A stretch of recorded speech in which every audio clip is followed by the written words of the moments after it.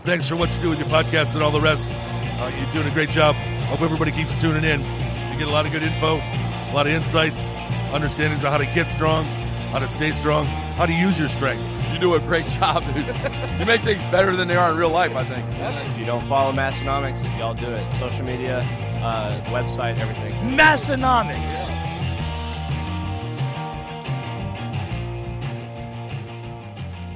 All right, welcome back, everyone, for episode 354 of the Massenomics podcast. This is the lifting podcast about nothing, recorded live from western, northeast, south Dakota, as well as southeast, eastern, southeast, eastern, southeast. Oh, can we start this over? Just the whole episode. It's all downhill from here. We ruined it. So many directions. Also recorded from eastern, southeast, South Dakota. My name is Tanner. And my name is Tommy. I at least didn't forget my name this time. You got that part right. Yeah, you didn't sound like a total rookie, just mostly a rookie. Yeah. Tommy, it looks like you've got some upgrades going on over there in your half of Studio 6.9. People don't know, am I a streamer? Am I a podcaster? Do I have way too much time on my hands? It could be all three of those things, but yeah, we got some lights going in the background. The other lights will be here, I think this weekend actually now, so we'll balance it out. So I don't have just one side lit. So it's coming around. It is lit. It's coming around. Well, I think we need to come revisit. We'll circle back to finding out what some of those knickknacks are that you're getting there. But yeah, first, I wanted to let everyone know who this episode is brought to you by. It is brought to you, number one this week, it's brought to you by our great friends over at The Strength Co. The Strength Co., they have developed the go-to plates of Massenomics Gym. They sell plates, bars. They have training that you can get through the Strength Co. as well. And the highlight for us is usually always the plates, though. We've got a gym chock full of the Strength Co. plates. They're precise tolerance on the collars. They're machined for that smooth feel, yet they're E-coated. That makes them easy to grip. And we love them at Massenomics Gym. Tommy, we've been keeping them warm for you, so when you I'm jealous. Back, you can. I actually dropped a a plate today, and I thought, if these were machined and E-coated and smooth and easy to handle, I wouldn't have dropped these. That's right. So you can check those out and buy some plates for yourself at the Strength Co. Check them out on the internet. They're all over the internet. More from the Strength Co. later this episode. Teaser. This episode is also brought to you by Swisslink. In 1995, Maurice Bigmo Huffman founded Swisslink. He had a partner based in Switzerland, and their mission was to bring authentic Swiss Army goods to the United States and into the hands of those yearning for quality gear at uncompromised prices. Now, for nearly 3 decades, Bigmo has been traveling far and wide in search of the best items from military forces around the world. He doesn't only find authentic military clothing for Swisslink, he brings in everything you can imagine, from Czech Army bedpans to Italian champagne glasses. At Swisslink, you can find a great selection of military-issue backpacks, tools, wool blankets, NATO fuel cans, gas masks, emergency food, first aid kits, survival packs, camping gear, and so much more. Swisslink's unrivaled collection and dedication to quality customer service sets them apart from the rest. Treat yourself to the real thing and save 15% off your first order from Swisslink.com when you use code MASS. That's MASS to save 15% at Swisslink.com. Thank you, Swisslink. Who made the good Swisslink meme this week? Did you see that one in the Discord? If anyone's got that, repost it up. Anyone that's listening along live. There was a good Swisslink meme, and it was like what people did in 1995 before. Because what's the opening of? Do you still have that up? What's the opening of this? In 95, he founded Swisslink. He had a partner based in Switzerland, and their mission was to bring authentic Swiss Army goods to the United States. Yeah, and what's the yearn? There's a line about yearning. Into the hands of those yearning for quality gear at uncompromised prices. Yeah, that's what it is. It's like them guys yearning for quality gear. Like them guys that it's basically like those dudes that didn't have quality gear and at affordable prices, like pre-1995. Okay. It's like two guys like lost out in a pasture almost. I think I did see that one. Sometimes just the sheer number of memes that happen in the Discord, I have trouble remembering them all, but I do believe I did see that one. Yeah. That was what it was like, though, before Swisslink came around. It was. They found a need in the market, and they fulfilled that. I like to think of pre-1995 as the dark ages. Oh, the world I want to assume basically didn't exist. Can you imagine? I'm just assuming most people didn't have email at their work in 95. There was definitely some people that did, but most people, or a good chunk of people probably did not. Can you imagine working and not having email right now? I'm not sure how that works. I don't get it either. I honestly don't understand how people got work done without having email. It seems like we were actually just talking about work. How you're in emails like and email stuff. hell at the moment. Yeah, and I don't know. I'm confused at how that would play out, and like it's just we're so far removed from that. It seems like such a foreign concept. We might have to ask some of the masters lifters in the Discord if they can tell us what the dark ages were like. Yeah, there's that Swisslink meme. Mother effers yes. yearning for quality gear at uncompromised prices prior to 1995. Yeah. I don't know. How could people have worked like that, though? That is a really good question. No idea. What do you think about some, like it's, I guess maybe you'd call it batching, or, you literally like your email, you don't look at it. You're not going to look at it from 9 to 11 and you're not going to. Sometimes what I'll do, so yeah, on busy days, if I like really need to focus, I will just quit my email for like a 2 to 3 hour period, but that does not happen to me very often. And some people have a good point. They're like, no, if someone's sending you a letter, they should not be able to steal your attention at any point in time. Like that's not what email is for. Email is for, okay, here's something. And then when you get to it, you get to it. Not I'm sending you this email and I command your attention the second you get it. Not a lot of people think of email that way. A lot of people think, oh, the second I see this, send this, you need to reply. That's not the way it should be, though.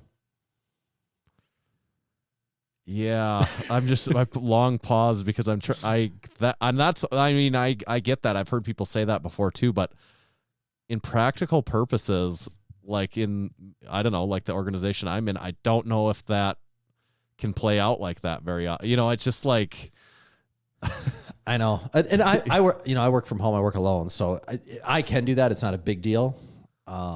It still does give me a bit of anxiety, like knowing that there could be some fire going on in the world and I'm closed off to it because I don't have my email open. But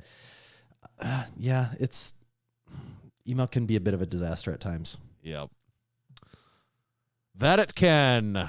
Speaking of that, it sounds like some weather you've been having down there lately. Oh, you got the pictures. I sent them on a postcard. Did you get those? Let me say this. You sent me a picture, and we all know what it's like in western Northeast South Dakota and what we experience. We've seen this before, but it doesn't look the way that it looks where you're at. Where you're at looks a lot different than what it looks like in western Northeast South Dakota right now. And that picture was a little shocking to me. And like, I am used to this sort of thing. And I was wow, that is a lot of snow. Mm-hmm. I have actual, like when the storm hit, I have a snowdrift on the side of my house that's taller than the fence. What's a fence in a backyard? 7 feet, 6 feet, whatever it is. Yeah, I'd say 6. Yeah, usually. The snowdrift is taller than that. And then the driveways and everything where I'm at, it's like kind of like a townhome development. So there's no boulevard. So there's just nowhere for the snow to go. It's piled up in lots of places well over 7 feet tall. It is a disaster over here. And there's a lot of spots, like traffic's way busier here where you'll be driving and all of a sudden one lane just disappears because there's snow on it. And if you're not watching that, if you're just like driving along, minding your own business, you could hit that snowbank and just destroy your car so hard because now it's at the point where it's kind of melted a little. It's hard, it's icy. It's not soft snow anymore. So you got to be on the lookout. Yeah. And I know I just said it before you explained it, but just put it into perspective. It is it is shocking the way that it looks down there in Sioux Falls right now. Like the amount. So I'm like, we haven't had that for a little while. It's been a few years since it's been like, I don't know if it was like in 2018 or 17 or 19. We had a year in there where it was like that, where I was like, I don't know where else the snow's going to go. Mm-hmm. But even then, usually wasn't it? We'd get 4 inches at a time and then 6 inches and then 6 inches. And here it's not, I can't think of very many times in my life where I've gotten over a foot at once. That is in this part of the country, not super common. And yeah, it's, and some of the places we're getting like a couple feet in a shot too, like 20, we got 27 inches over the last 24 hours. Like what? Yeah, that's too much. Yeah. Way too much. But Can I give you what some? There's never too much is weather talk. Well, no, never enough weather talk. You know what else I don't think there's enough of? Like commercial Gym Chronicles, and I have more for you. It's because I was thinking about last week's, like throughout the week. I thought about that, and like it's just such a fun. I mean, we said it last week. It's just such a funny thing that it's like, oh yeah, that is real. It is, and I have to remind myself, like, this is how it actually is. I feel like I'm coming into a new sport, a new hobby for the first time in my life because I'm just learning so much. And now I'm putting even more pieces of the pattern together. And I was thinking about this the other day. I see more failed lifts in 1 week at a commercial gym than I probably did in an entire year at Massenomics gym. Or years. Or even years, maybe. Yes. Yeah. Like it was not unusual to just never, ever see a failed lift at Massenomics gym. I actually couldn't tell you the last time I saw someone fail a lift at the gym, whether it was rep work or a single. I couldn't tell you that. Right. Because it doesn't happen. And here it's like every day, and it's people failing with 95 pounds on the bench. Like it's people like the number. Okay. And also, all right, people failing deadlifts a lot too. Still don't see that many people squatting. For the most part, if you're squatting, it's either super, super light or you kind of know what you're doing. There's not a whole lot of middle ground there. But then you forget, because when you go to Massenomics, for the most people, everybody does the big three. Some people like to do some of them way more than the others, but everyone for the most part does all three of the lifts. But here, I forget, there are people that only bench press or only do arms or only deadlift. Like there's a few guys I've seen them at the gym like 4 times over the course of a week, and they deadlift every single time, which is crazy because I forget that people have their favorite lift. And when you have your favorite lift, that's all you do. And then they come, like one day they're there alone deadlifting. The next day they're there with a buddy deadlifting. 2 days later, they're there with another buddy deadlifting. It's really funny. I guess you find what you're good at and stick to it. Yeah. This, as you were talking about that, made me think of something else. This is important news. You've been replaced at Massenomics gym now. What? There's new Tommy 2. Oh, there's a new Tommy? Yeah, well, his name's not Tommy. What we got is Big Logan joined the gym, and Big Logan is a high school senior. Okay. And one of the other guys at the gym was asking me through a text message, like, "Hey, who's this younger kid that joined up? Who is it?" And he goes, their description to me, he'd be like, "Well, he probably looked like Tommy did when he was like 18, 19 and had maybe lifted a little bit, and he had just like started to grow his hair out." And I'm like, "Oh, I know exactly who you're talking about." Cause he's got curly blonde hair, but it's only about to like right here so far. Yeah. He's a high school senior, and he's got good numbers. You know, he's strong and doing a good job, and he's lifting good and stuff. And he is literally, and I'm like, oh, that's a really good description. It is like if Tommy was like 18 So I've been replaced. They hit the reset button on me and started over. So then we called him Tommy 2.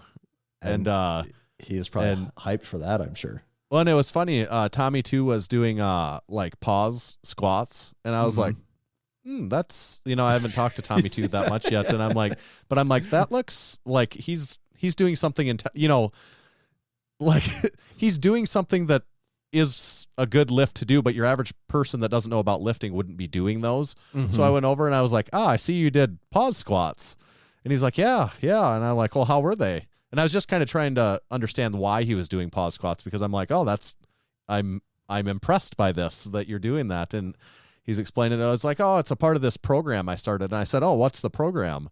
He goes, oh, it's this Google Docs program. And I'm like, what's the name of it? I know all of them. Tell me. Yeah, so I was like drilling in. I'm like, I need more information here. And he goes, it's like training stronger with science, or he said like it's something, a wrong combination. And I'm like, but you knew exactly. Well, and I said, who's it by? And he looks at his phone. He's like, oh, it's a Greg guy. I'm like, oh, it's Greg Knuckles. And I said, we know Greg. And he's like, well, personally, I'm like, well, we've had him on our podcast before. And, we talked to Greg. And I said, several people in the gym have ran that program many times. And he was pretty interested in that. And I said, well, make sure to check out the podcast.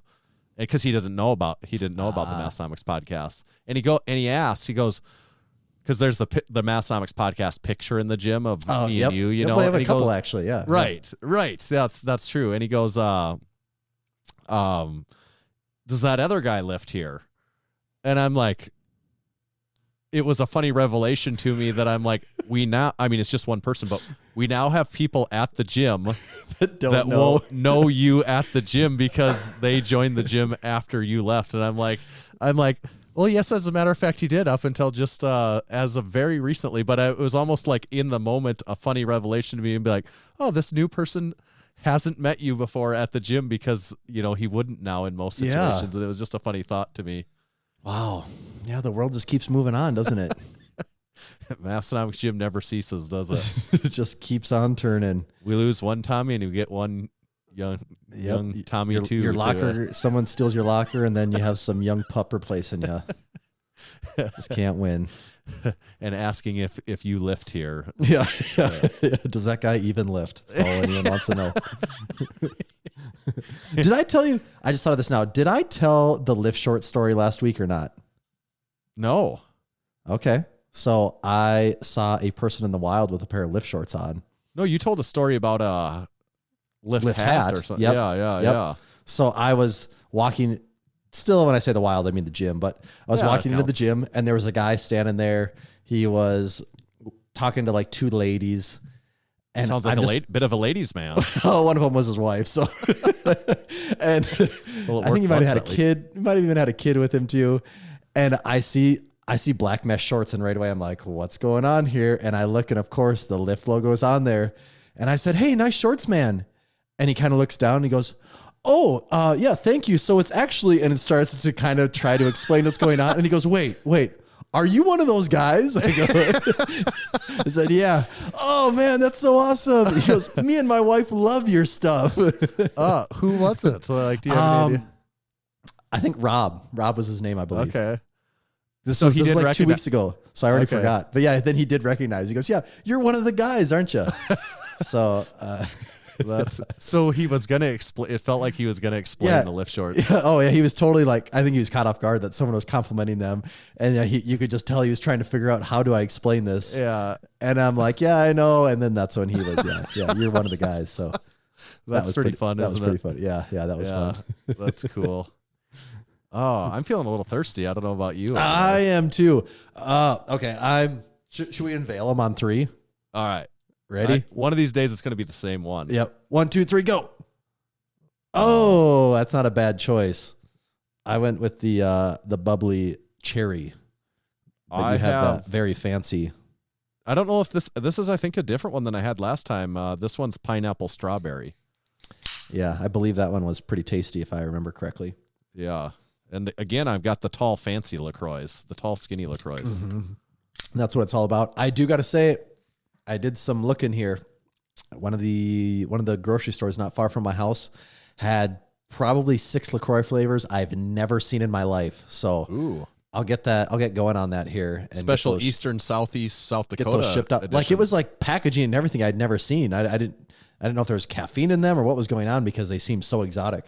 They must have different stuff down there in the South. Mm-hmm. We call it the Deep South. In different distribution channels down there. There's something different. Some different supply chain services to the area, I think. We do have several topics to hit on this week. Did you see the number 1 in there? I have it called The Package. Is that like the gift? Actually, yes. That's kind of where this is going. I don't know if you're curious what that is, but it was just I'm very curious what the package is. It was just a thought I had, might have been today or yesterday or something, that wouldn't The Package be a really good nickname for a bodybuilder? Okay. I mean, if you were going to say it, I was. Yeah. Yeah, you could say he's the total package. The package has some sexual innuendo with it. Like, yeah. It's great. Yeah. Someone How should have is the nobody nickname. The Package? It's just no one's came along that fit that name, I guess. Yeah. Maybe someone has been The Package before, but there could be. There's a lot of bodybuilders out there that we don't know. So someone could be The Package. What was the guy's name that won this year, the Mr. Olympia? Chupon, Yeah. right? He should be the package. Yeah, did he have a nickname? I already forgot. Let's see. Hattie Chupon. A.K.A. the package. Not seeing the Persian wolf. It's close. There's a P in it. Blah. Garbage. Should have been the package. Oh, well, missed opportunity. Very, very big missed opportunity there. Yeah. So that was really all I had on the package, actually. Okay. Kind of that's a good short idea. note there, but I just felt like it had to it had to be said. Yeah, I'm glad you said that. Everyone was thinking it. I'm glad you said it. I had the courage to say it. Sometimes it just takes one person There's a lot of courageous people enough that to say it. that wanted to say it, but they just didn't have the balls to do it. That's it.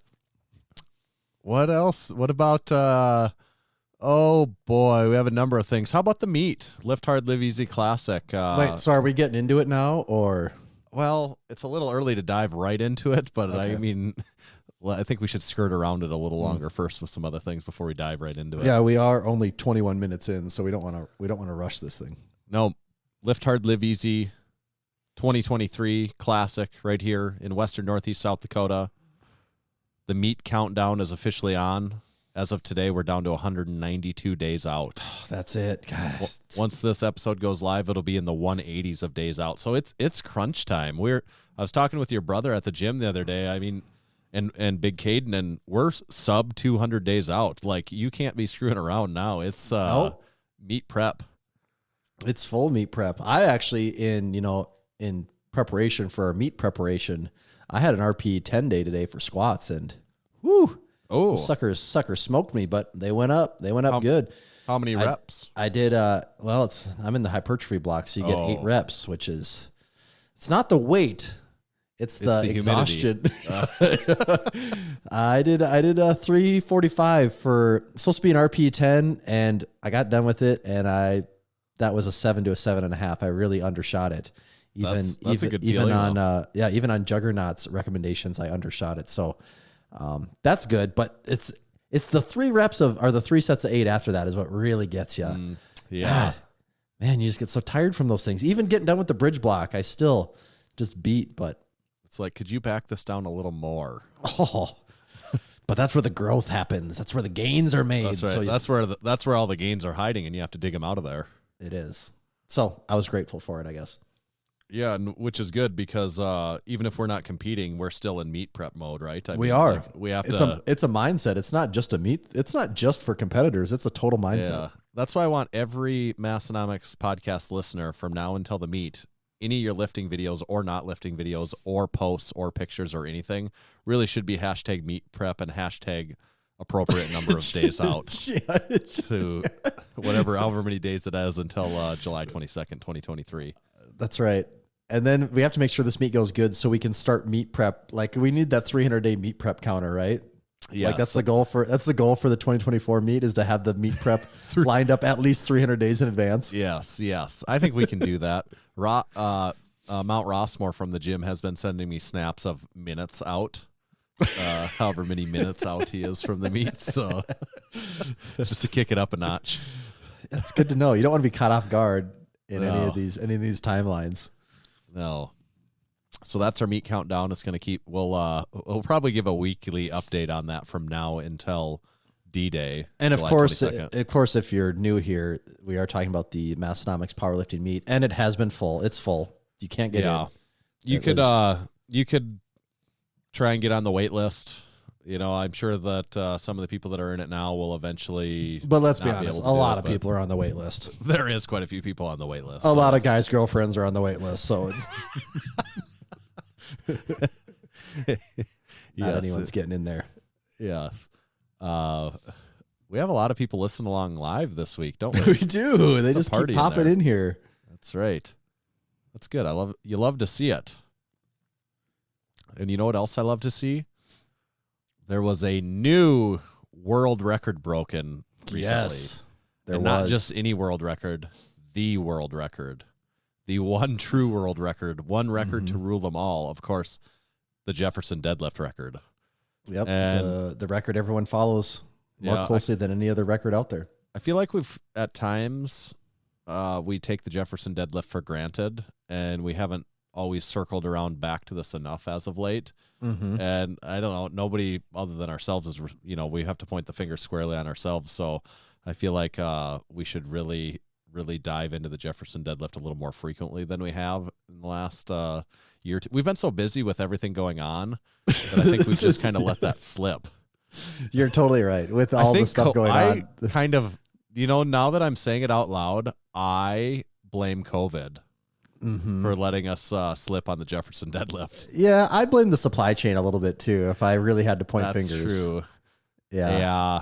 That's true. Why we didn't cover the Jefferson as much as we should have. Now, and talking about that, as long as we're saying COVID and supply chain, I also would quite a bit blame Trump and Biden both as well.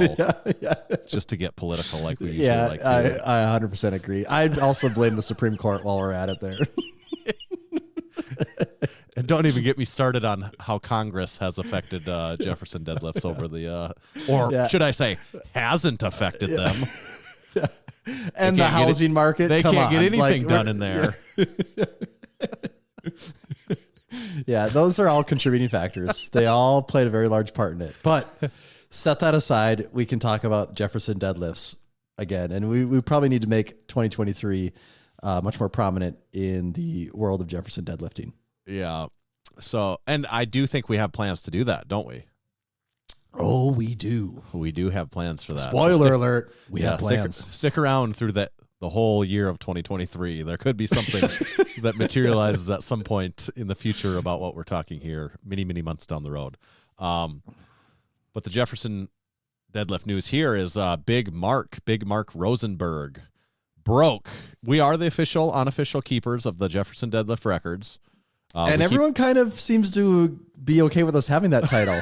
We appointed it ourselves, and everyone just kind of went along with it. Well, and we do actually keep the record. And like people, if people that are people that might be able to be in that top 10, we only keep the top 10. But for those, if they attempt to make it into that top 10, they're always sure to update us so that they can get validation of us, me sending them the updated record book. I still get surprised that people remember that we are the unofficial record keepers.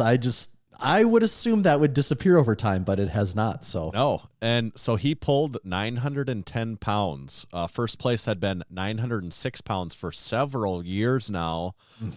Sean Green, the deadlift machine, has now been bumped down to second place. And that puts Big Mark in. What is Big Mark's handle on Instagram? I think it's like Deadliest Lift or something like that. I believe that's what it is. Yes. And he does a lot of crazy lifts, a lot of odd-ish lifts. He does. And like where he like removes the ceiling tiles and does like, 25-inch deficit trap bar deadlifts and all this wild stuff. But probably the best. And he called a shot on this many months ago, if not a year ago, that he was going to go for this. And he didn't disappoint. He pulled the 910 pounds. Yeah, it's amazing. When I first saw the video caption or whatever it was, or the record, I can't remember where I first saw it, but I kind of assumed it was fake. I'm like, no one's still trying to chase that record. Yep. And I saw it and I thought, damn, they really are still doing it. It's really impressive. My hope here is that this inspires someone else to go after breaking his record now. You know what? That's what I should have put in our can we add an item to our prediction game? Oh, yeah. I think we're only 1 week removed, so we're within the acceptable time frame. Okay. Let's see. I got to get my list pulled up here. All right. Extra item. The Jefferson deadlift world record will be broken again, or will be broken in 2023. Yes or no? Yeah, and he did that on December 31st, 2022. So that would Mark re-breaking his own record count? That would we would say that would count. I would allow that. Just we're basically saying higher than 910. Anyone, yeah, if anyone does anything higher than 910.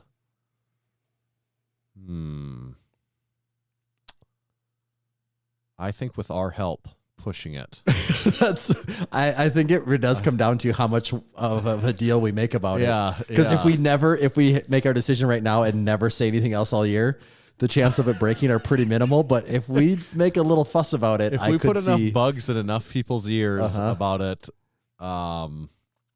I will say yes, a hopeful yes. Okay, then I'm just gonna counter you, so we have a few more options here, and I'm gonna say no. Okay. I was gonna do the opposite of what you did, no matter what. I hope this isn't the wedge that ultimately drives between the Massenomics podcast, and it could be allows us to not go forward with this any longer. It's Jefferson's would be the thing to drive that wedge in. It's kind of where it started and where it ends. It's the circle of lift, isn't it? That is Jefferson's. That's what it's all about. Decisiveness. Yep. Divisiveness. Whatever that word is. Yeah, Device. Either way. Decisive. Blah, blah, blah, Some blah. of both. Yeah. How about a little supporting our supporting members? What do you feel about that segment? Yeah, let's do it.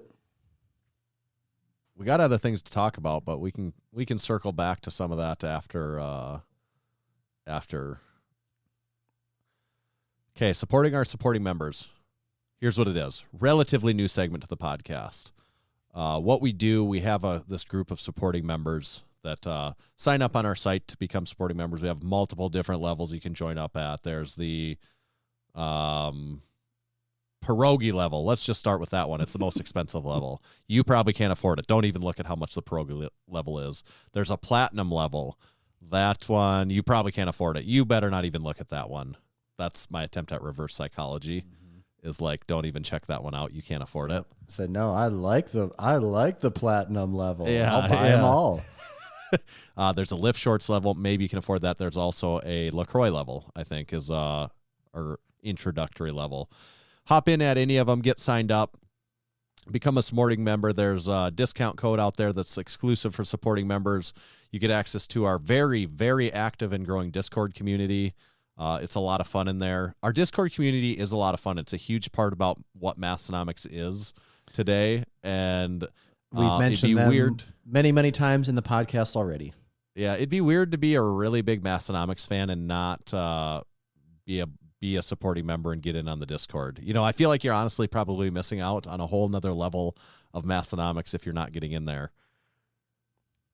Then we also give back to them each week in the segment. We do this segment every week as long as we don't forget. And here it is, this week's supporting members. First of all, I want to support everyone that's listening live. This is our third week in Studio 6.9 using this setup and this live setup that we use now. And it's still feeling Zoom. good. We haven't got the guest on yet. We have a guest coming, so that might rock our world here. But yeah, this will be our first. This part's feeling good.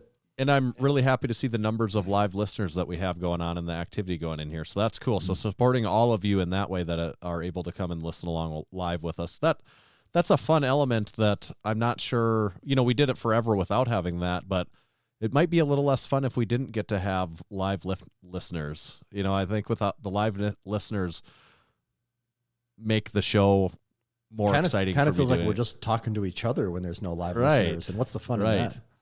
Right. The other supporting, to actually get to the actual segment here, Big Noah, congratulations, everyone. Give Big Noah a round of applause. He got accepted into Princeton University.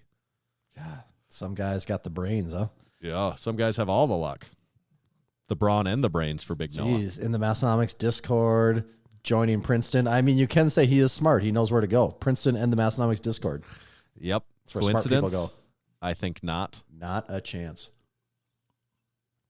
So thank you, Big Noah, and thank you to all of our supporting members. And thank you to all of our future supporting members that are going to listen to this segment and decide, you know what? I've sat around on my ass long enough. I'm going to contribute and become a supporting member. I'm going to get off my ass and join up. I'm going to quit riding two horses with one ass and go join up. I know it's probably getting a little late now, but should Discord members be checking their mailboxes relatively soon here? Let's see. Yeah, I mean, they haven't actually. What what we're talking about, things have not been sent as I'm speaking today, but by the time this comes out, I hope by the week that this comes out, sometime that week, they should be checking their mailbox. So that's a good call out, actually. All right. So we've got several hundred, a few hundred surprise. Would you call it a gift or surprise something? A surprise. Yeah. It's a surprise. Yeah, we have a surprise going out. People can just determine if it's a gift or not. Yeah. Yeah, that's true. Or if it's more of a package. Or Right. A A gift or a package or like a shadow or something. Absolutely. What do you think? A little ad break or? Probably. And then are we going to get our guest on? Yeah. So I guess we also have to say goodbye to some of our Discord friends too. Give them the boot scoop boogie. Yeah. Go to town, turn around, a boot, scoot, and boogie. They announced some of the Brown County Fair. See, I saw that, and I didn't. This is the first year I actually did not know a single name in so long. Like I didn't know any of the people. Aaron Tippin is Working Man's PhD. See, I do. Or wait, what is Aaron Tippin's best songs? What else? What I'm missing? He has several good ones. I would feel bad if I didn't. And of course, for people that are not in the loop, Tanner's discussing the lineup for the Brown County Fair, which is the largest fair in western Northeast South Dakota. It is the largest fair in South Dakota. It actually is, yes. You've got to stand for something classic. Working Man's PhD. Yeah, that's my favorite. Kiss This. Oh, that's good. Aaron Tippin lifts. That's the most important fact here. That is very important. Aaron Tippin is a lifter. So there is a chance he could go to the gym then, isn't there? I actually, yes. I always talk about wanting to pursue that. Aaron Tippin would be the one that could actually come to the gym too. Yeah. Sammy Kershaw, I think, is with him also. And thankfully, no Buck Cherry as of yet. They really went hard this year. They'd been kind of broadening their musical. Well, I think those are all one. I think those guys are one night though. Oh, they are. Okay, that's that's the Wednesday night. I think the way they announce these, they do it just one night at a time. Okay, because there was 3 names, so I assume that was the entire lineup. I'm like, wow, I can't believe I don't recognize a single name in the entire lineup. That's just the Wednesday night lineup. Gotcha. Okay, so that's then probably a pretty good lineup for Wednesday then. Yeah. Yeah, it's a good Wednesday night. Yeah, normally it's Wednesday's a good Wednesday the night C team, you know? Right. I think it's a good Wednesday night lineup. Yeah. Okay. All right. So there still is a chance that there could be some real wild cards in the lineup. So you're telling me there's a chance to get Nelly back. So you're saying they could still be booking us for a live podcast in front of 10,000 people, right? Well, I don't want to spill any cool beans, but speaking of this summer and live podcasts, there is discussion.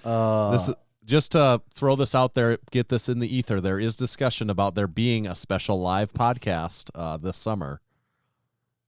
There is. It just might happen. We'll see. It just might happen. It might be tied in with the whole Lift Hard, Live Easy classic meet. More. We have speaking of the meet again and everything going on with it. We've got a lot of fun ideas circling around. I think it's only going to get better. It's like a daily basis. It's multiple times a week. One of us calls the other one like, oh, I just thought of this. It'd be such a great idea to do this. It's like, okay, we got to write it down because, yes, that's a really good idea. Yes. And then it just starts to actually turn into we're actually already running out of time on the itinerary. Like people aren't going to have time to just hang out and chill because we keep having too many ideas for all this stuff. For everyone that's getting here Friday and weighing in Friday, you are going to have a busy day on Friday. Don't think you're just going to be sitting in your hotel relaxing for the meet for Saturday because we have activities planned for everyone. Yeah, it's just like you're signing up for a whole weekend. Like it's we're not like just the a day. Vacation dad that has a whole schedule of events for everyone. That's what it's going to be like when you get. I actually think when you come to weigh in, we will have an itinerary for you. Mm-hmm. Literally, we'll have an itinerary for you to a physical itinerary for you to check out. Yeah, it's going to be a good weekend. It's like the Black Eyed Peas say, I got a feeling. I think they were talking about the Lift Hard, Live Easy meet when they said that. What's the special at the zoo on Thursdays? That is a good Is that dollar drink night? I think it might be. Usually Thursdays is a pretty good deal. I think it's, if I remember right, it's Thirsty Thursdays. It probably is, and there's probably even a food deal of some kind on Thursdays too. Probably chicken related. Probably, yeah. So you can't go wrong. You're good either way. No. More to come on that, though. Should I tell you a little bit about Juggernaut AI? Would you like to hear about that? Please, please do. Okay. Do you need to be booting everyone off while I dish on I that? probably will slowly here. I kind of assume they wanted to hear this Juggernaut ad, so I was going to take my time with it. But or do you want to do an ad first? So maybe that, I'll go first. There we go. Yeah. I like that.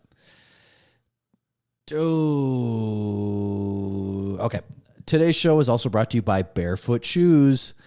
Most shoes harm your mobility by over-restricting your foot's natural movement. Barefoot shoes are designed with minimal restrictions so your feet can move the way they're supposed to. Move with more strength and confidence in every step.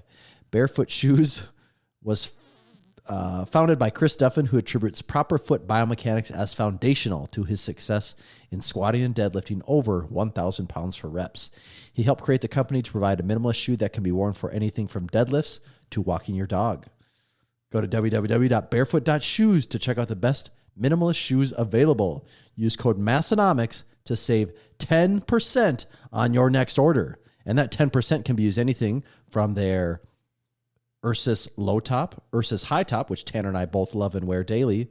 Or if you're watching the live stream right now, Tanner is holding their newest concoction, their newest evil creation from the crazy lab, the Bruin boot. And you too can save 10%. More to come on that in our sack segment later this episode. Yeah, that's coming. We will be talking more about this boot, their newest product, later on in the episode here. But you can also save 10% on the Bruin boot by using code Massenomics at www.barefoot.shoes. That's right. That's what you can do. All right. Also, check out Juggernaut. Tommy was talking about his hypertrophy RPE 10 squat day on Juggernaut AI. We both use Juggernaut AI. I think half of Massenomics Gym uses Juggernaut AI. I think half of the people competing at the Lift Hard, Live Easy Classic use Juggernaut AI.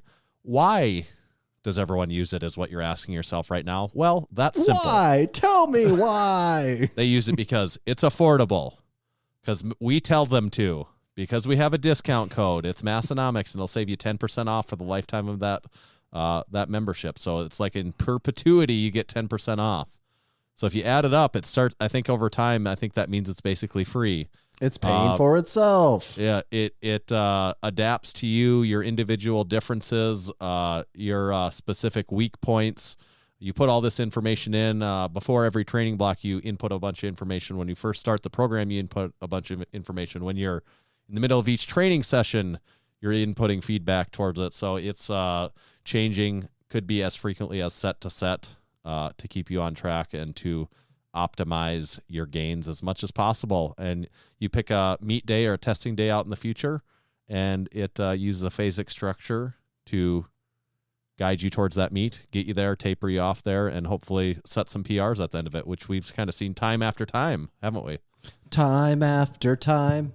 If you fall, I will catch you. I will be waiting. Time after time.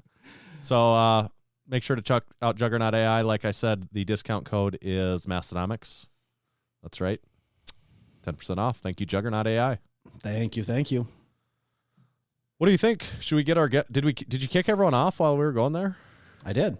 Oh, I didn't even get know. out of here, you animals. They kind of all Irished goodbye to me, it felt like. Mm-hmm. All right, Tommy, this is going to be our first ever call from Studio 6.9.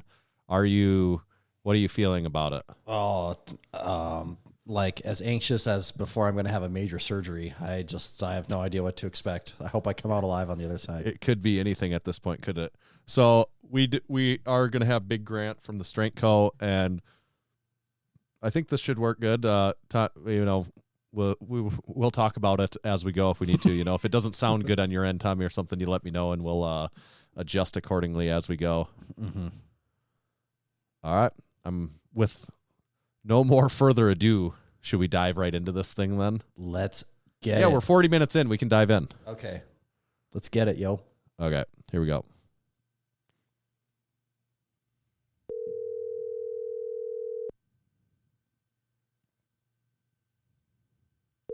Is that quiet on your end?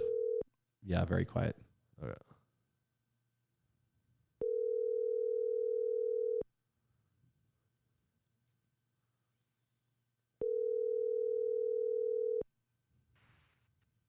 Your call has been forwarded to an automatic. Grant. Just full of surprises. That Yep. one. Oh, he's calling us back. Okay. Big Grant, is that you?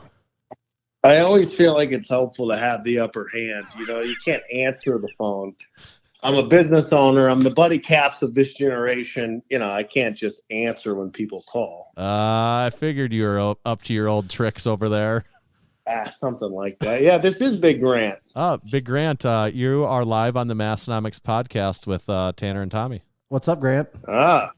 What's up, Tommy? Long time no talk. Seriously, it's been too long. I don't even know where you live anymore. I know. I'm on the move. I'm on the run from the law. I'm keeping a low profile. I like it. You're kind of keeping a high profile. I feel like you filmed where you are every week since you moved. Well, it's an undisclosed location, so. Well, generally speaking, we know the location as eastern southeast South Dakota. Yeah, it's a broad Yeah, it's region. going to take a while to get that down. Big Grant, so can you hear me okay? Can you hear Tommy okay? This is our first call episode like this, so we're just wanting to make sure we see how it's going here. Yeah, I can hear everybody. Honored to be the first guest at Podcast Studio 6.9. Is that how you say it? That's correct. Okay, good. I'm glad I'm caught up on everything like Land Before Time and all the current events. Yeah, Land Before Time is a very current event, so I'm glad you brought that up. Not to distract you guys from your own show, but I will say when I was listening to today's pod, well, I'm 3 days late, but when I was listening to the pod today, I was like, wow, Land Before Time has not hit my, I'll call it memory bank because my parents are Baptist. Spank bank. Yeah, has not hit that bank in a long time. But yeah, great movie. I think it's one of those movies that every kid that's roughly our age saw, but I don't know if any of them remember because I had the same conversation with my wife. She goes, "You've never seen The Land Before Time?" I said, "No, I've seen it, but I don't remember anything of it." I go, "Why? Do you?" "Oh, no, I don't remember a thing from it," she said. So I'm like, well, what am I doing wrong then? Yeah. Yeah. For those playing bingo, my wife. My wife. Okay, good. Massenomics.bingo is how you play along with Massenomics Bingo. Is it bad if I'm playing as I'm on the podcast? Yeah, that's illegal. You have the upper hand. Okay. You probably, my wife was probably one of your squares that you needed. So you Yeah, I'm glad I'm on incognito mode. Yeah, Land Before Time. It isn't. I actually went to. I was going to try to watch it, and I don't think I could find it on a free one of the streaming services that one of the 10 we have. So, I didn't watch it. Yeah, well, I hope you find it on VHS and put it in a VCR. And watch it the way that Land Before Time was really meant to be watched. Yeah, it's like a vinyl record. Until the needle drops, you haven't experienced. Tanner is a bit of a record guy. Maybe he's actually a bit of a VHS guy, and we don't know that yet. I don't. Is there people that have a nostalgia for VHS media like there is other there's things? probably people that have a nostalgia for it, but I'm not sure if they appreciate it like people the way people because it appreciate sucks. records. Yeah. Yeah, like a record when the needle drops is actually like, oh, I get why people like this. Right. On VHS, you're like, really? I went to Blockbuster and no one rewinded this for me? Like, what did I just spend money on? Yes. So Grant, it's been a long time since we've had you on the podcast, hasn't it? Too long. A lot has changed since then. I think Am I right in saying the first time we had you on the podcast, had we never really talked to you at all about anything before? I mean, we really hadn't discussed. I think that was like one of our anything with first you, conversations, wasn't it? Yeah.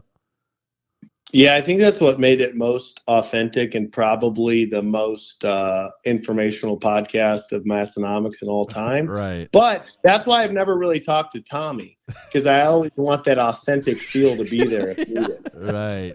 That's I almost kind of feel like, and I'm jumping ahead a little bit here, and we'll come back to this, but I almost don't want to talk to you right now because then it ruins the Arnold, because that's when I really get to talk to you. And I don't want to ruin all the surprises right now. So I might have to keep my speaking to a minimal. You know, you are the one that moved away from the Mecca. So, you know.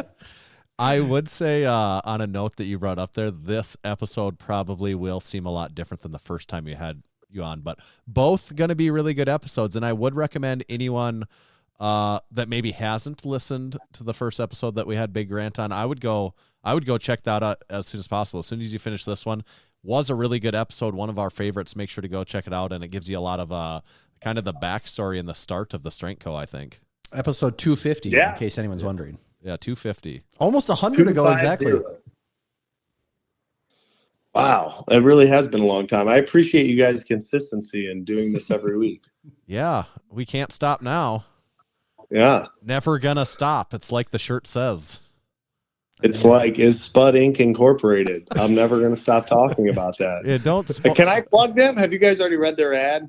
We we're haven't saving yet. that one. So yeah, do you want to do the SPUD Inc. ad right now? I mean, it's going to be off the cuff, do you want, but I feel maybe like we should wait till about the end, because that's kind of when we would hit that Yeah. last round of ads. okay. You tell me when you're ready for it. I have a Okay, good idea. but we did already read this. We led off the show with the Strength Co ad. I felt that seemed really fitting. You know, I still can't believe you were able to pull off that voice for our ad. I mean, it's you know, it's over 40,000 views on YouTube, and I'm like, I've never heard Tanner sound like that except when he read that ad. It's kind of an amazing thing. I save it for that every week. It takes me all week of saving up just to hit that right tone and pitch.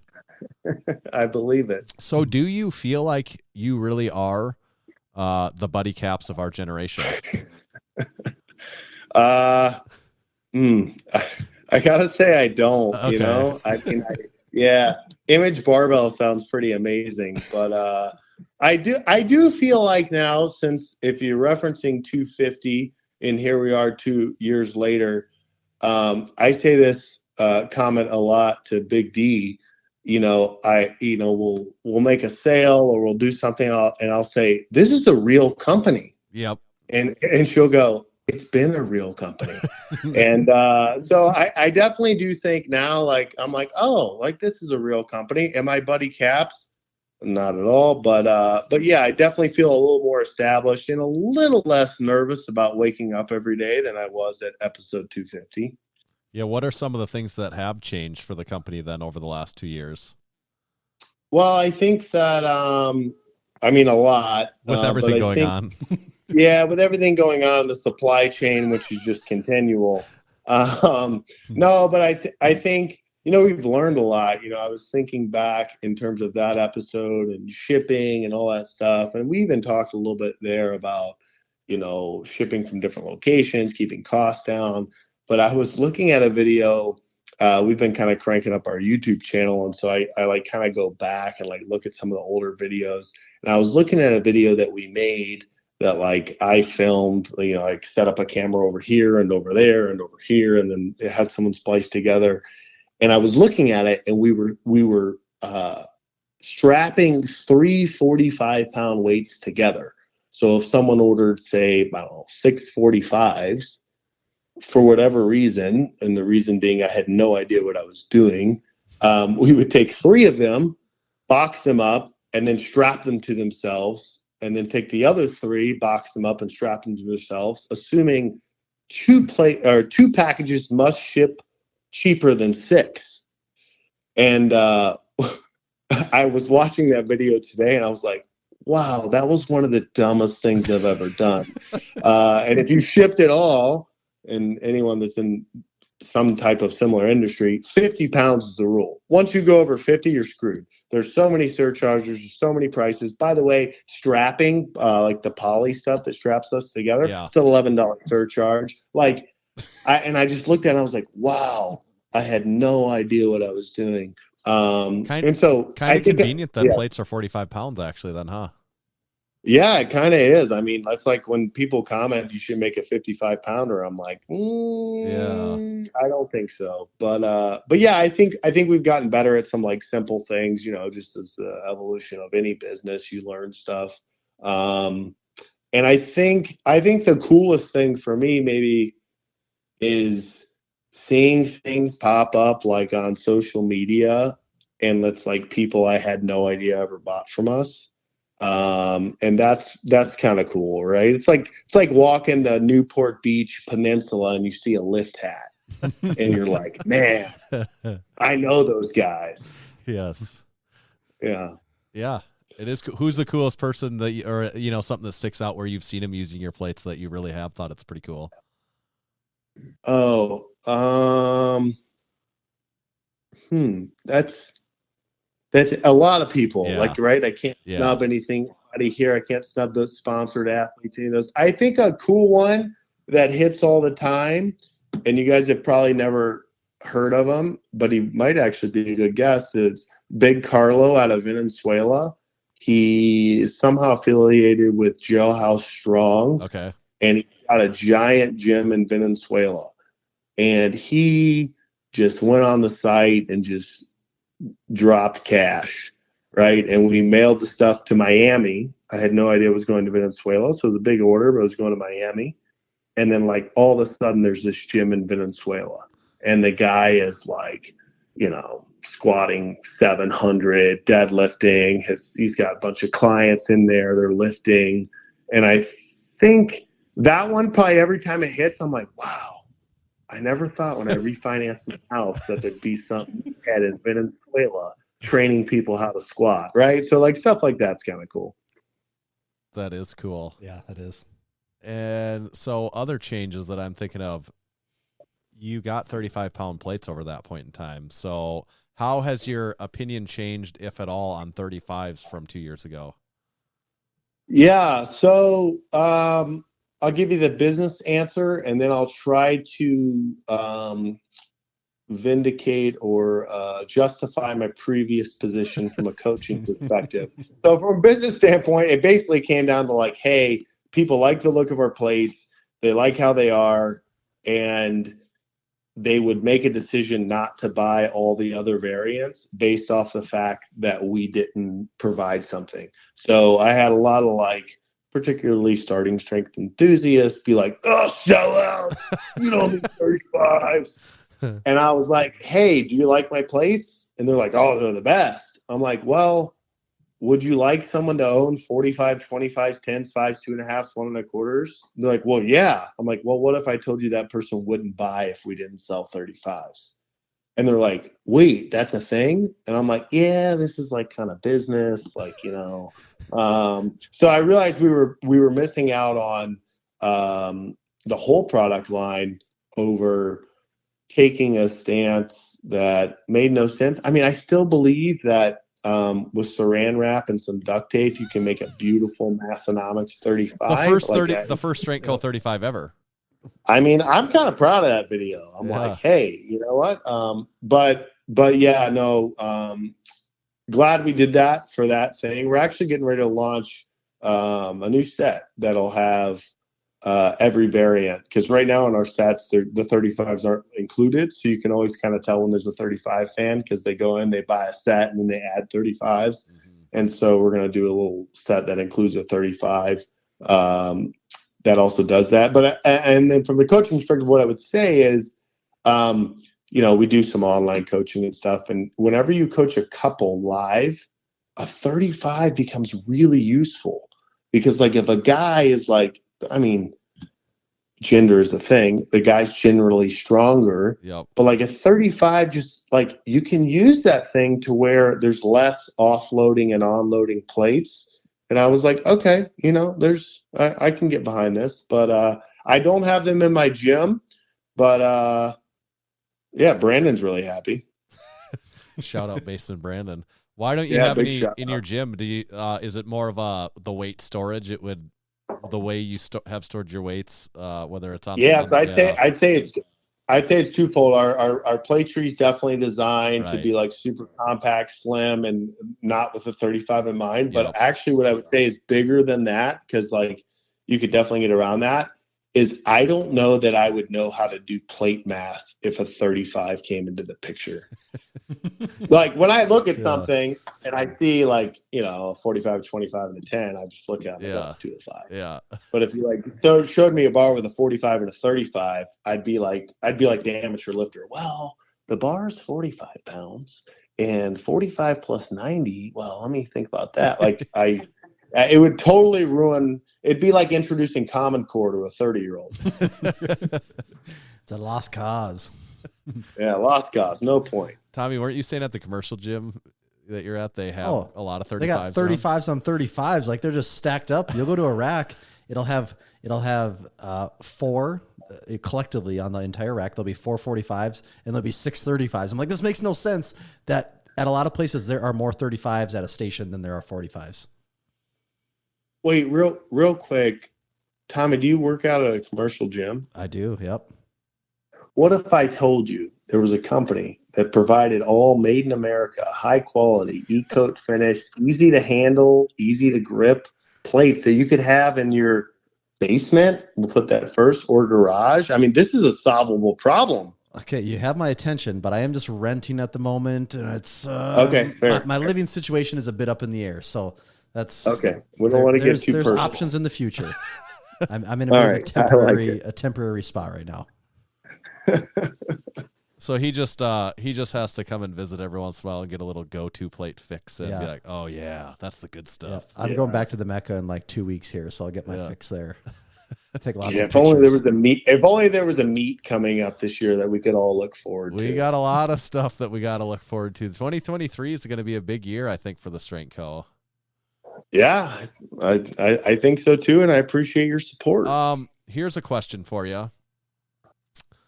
This kind of you just hit on it with Tommy there, and this is kind of a never-ending debate with the home gym community, which you're a big provider of equipment for the home gym community. Would you rather see your plates in a garage gym or a basement gym? I want to see the Strength Co plates in all gyms. I figured you in every country nationwide. Yeah. I mean, I do have an opinion on this. I probably shouldn't say it because I want to sell to everybody. But like a basement gym actually sounds way better to me because I assume it's climate controlled, and I assume the floor is level. But I mean, garage gyms are great. But yeah, I mean, I don't know. When it's like really hot. I was at my mom's house, so I went and my dad's house. They both live together. But I was home for Christmas, and South Carolina was surprisingly cold, like 15 degrees. And so I went to lift in their gym, and I've owned multiple gyms. I haven't lifted. Here's a Marine, telling you that he's gone soft, but I haven't lifted in a non-climate controlled area in a long time. And I went out there one day early in the morning, one day in the evening. I like grabbed the bar. I'm like, man, Tanner was right. This thing is cold. Bring these things inside. And your post was like the next day. And I that really resonated with me. And I was like, wow, all my YouTube videos about spend less time warming up are wrong. You got to warm up if it's cold outside. So for that reason, I don't care where my plates are. I want them everywhere. But personally, I think I'd like climate control. On that topic, I do forget. Like I just assumed it was normal.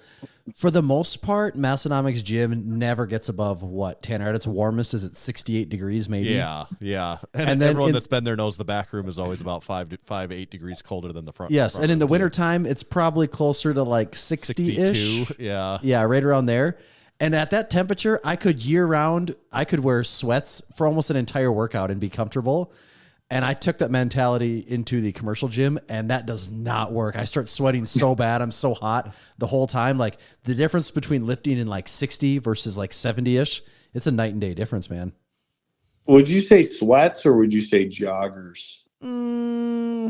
I'd say sweats because it's a mix of both. Okay. You know, sometimes I got a Yeah. sweatshirt on, sometimes it's a long sleeve tee, sometimes it's joggers, sometimes it's baggy sweatpants. It's a variety. So sweats is more of Is a it- universal term. Is that what you would Is say? it ever a coat?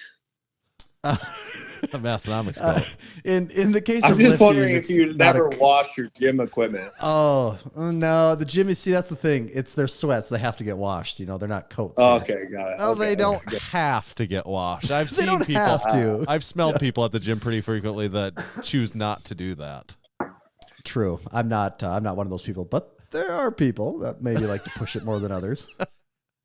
Yeah, absolutely. What speaking of 2023, seems like in 2022 you kind of came out with a lot of new stuff. We talked about the 35s. You did some different things with barbells. You had your Searcoat red, white, and blue barbell that you came out Yeah. with. What do you have anything down the pike in 2023 that whether you can or can't talk about it or don't want to, but are you looking to continue to change the game this next year? Yeah, we'll definitely change some things up. I think back to your original question about like what's changed between, when we originally talked and now, I definitely think we've kind of found like what we're good at. And I don't just mean like what we're good at and what's better, but like, what's also like good for us as a business. And like, I mean, the plates are obviously our biggest thing. And when you talk cast iron, I think one of the greatest things about selling those things is I actually think like, hey, you can't find a better plate on the market. If you're looking for cast iron, it's the best out there. I think we do really well on bars. Bars are really popular. Our collars are really popular. And some of the other things, racks, I love our rack. Big Jonathan Oldham, shout out, uses our rack, and, those things are fine. But I'll be honest, as a business owner, and tell you, there's nothing better about that than you can find somewhere else. 2x3 steel is 2x3 steel, so it is what it is. But so we've kind of like said, hey, what are we good at? And we really like the bars we make. And so, maybe we're making one that's a little bit thinner with a little bit more aggressive knurling. That's maybe named after a guy that might live in Florida and hold a bunch of all-time totals. Maybe a bit hairy. That's exciting. Maybe ripped a callus, at the Arnold last year. Maybe lifting in the Lift Hard Live Easy Classic this summer. Yeah, maybe there as a name, common names in powerlifting. There's that name, then there's Oldham, and then if you listen to the podcast from a few weeks ago, then you name Grant Broggi. Yep. Big PRs. Yeah, so we're working on that. We're bringing some stuff back. We're bringing back the loadable dumbbell. That was a popular item for us. The manufacturer we had, let's just say he sold something that made it where he couldn't make those anymore. But we got another one that looks like they're going to be made in Kansas. So those are going to come back. But yeah, we're definitely kind of going to stick to the bars, plates, and the needable accessories, plate trees, collars, that sort of thing. But yeah, that bar, that thinner bar that flexes a little more and you get to pull a lot of weight on, it's coming. That I'm excited for that. Yeah, that's good stuff.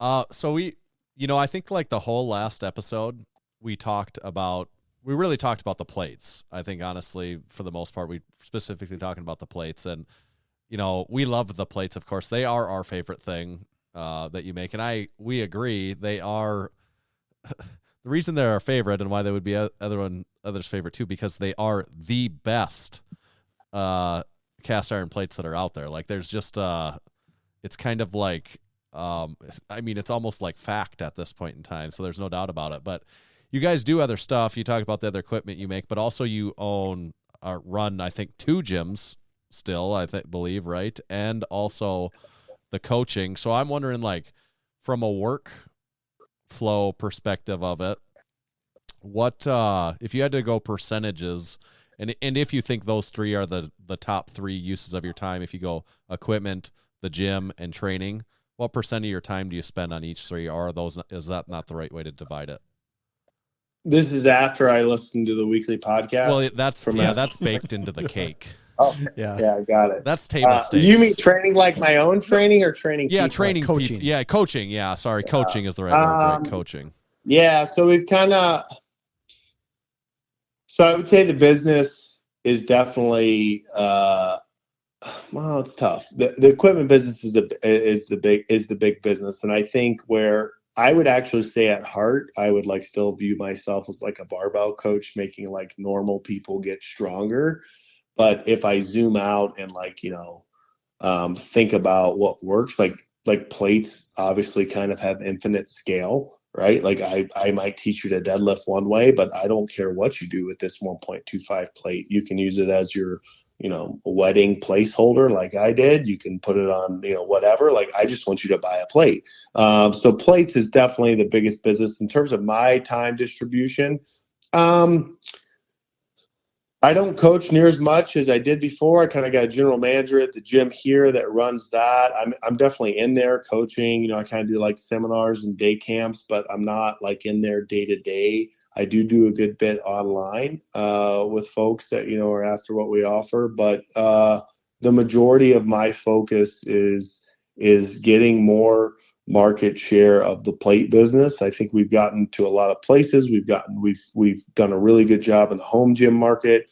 We've gotten into some gyms, but I think there's a lot more there to be had. I think a lot more commercial gyms. Working really hard to hopefully get into some DoD gyms. I think that is kind of the best use of my time and where I spend the most like strategic thought. So are you saying like day to military day bases? Yeah. I mean, we've definitely bid on a lot. We haven't hit, any yet, but yeah, I mean, we'd love to obviously get into those. And there's some benefits being a veteran-owned company, and it sounds like it would be easier than it is. Like, oh, you're a Marine, and you're a vet, and you make a product made in the USA. Why would the Marine Corps buy anything else? But it turns out it's more difficult than that. But like, we definitely want to get into that market and some of those bigger things. And but yeah, I would say the gym is an important business, very important, and where we got started, I'll always be grateful for it. But luckily, we've got a good staff there. It's kind of running that thing. Online coaching is another big business, and kind of probably fulfills my passion as like a barbell coach. Like I'm still able to just help the average guy that has no idea what's going on get strong. Like I don't care. I don't want to say I don't care, but like a power lifter adding like 20 pounds to their total. That's awesome. It's awesome. But like, that's not like what I care about. Like Tommy calls me, he's like, hey man, how do I get my mom to lift? Right. Those are the things that are interesting to me. So that's kind of what that business is focused to. But yeah, I'd say the majority of my time is on plates and, how do we get them in more people's hands? And yeah. I like it. Yeah. That's cool beans. Also, you mentioned, thought about it earlier. You mentioned Tommy's mom. You mentioned your mom earlier. Shout out to Big Grant's mom for being a Massenomics supporter. Yeah, Big Audrey. Yeah. Before you tell your version of this, what I thought was funny is I never told my mom anything about you guys. Not that I was hiding it. I just never brought it up. And I think I definitely told Tanner this. I don't talk to Tommy because I want our Arnold conversations to be.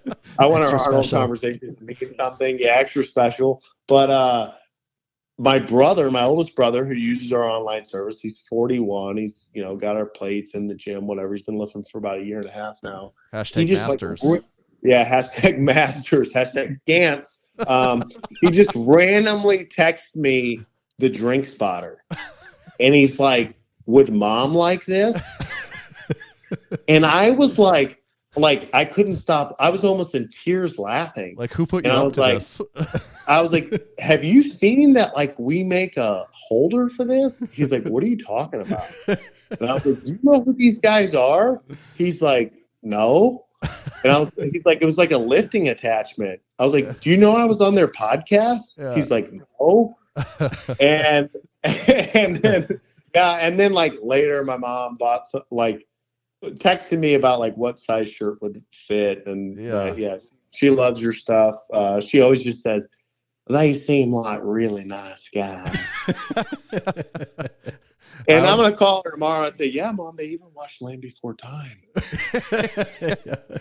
That's how you know we were wholesome growing up. Yeah, that's it. That's it. Yeah, I think she's supported more than once even before. So yeah, she likes it. I think she was asking me a lot about the shorts, the jorts. Oh yeah. And yeah, I don't think she ended up getting. I think I said, I can't remember what I said, but yeah, I don't think she ended up getting them. But she liked it. She wanted to know about the t-shirt fit and this and that. And but yeah, no, she's a fan. I'm sure she'll listen to this episode. Love you, Mom. Okay, good stuff. I'm glad we got that plug in there. That was a good one. Yeah. Yeah, it's good.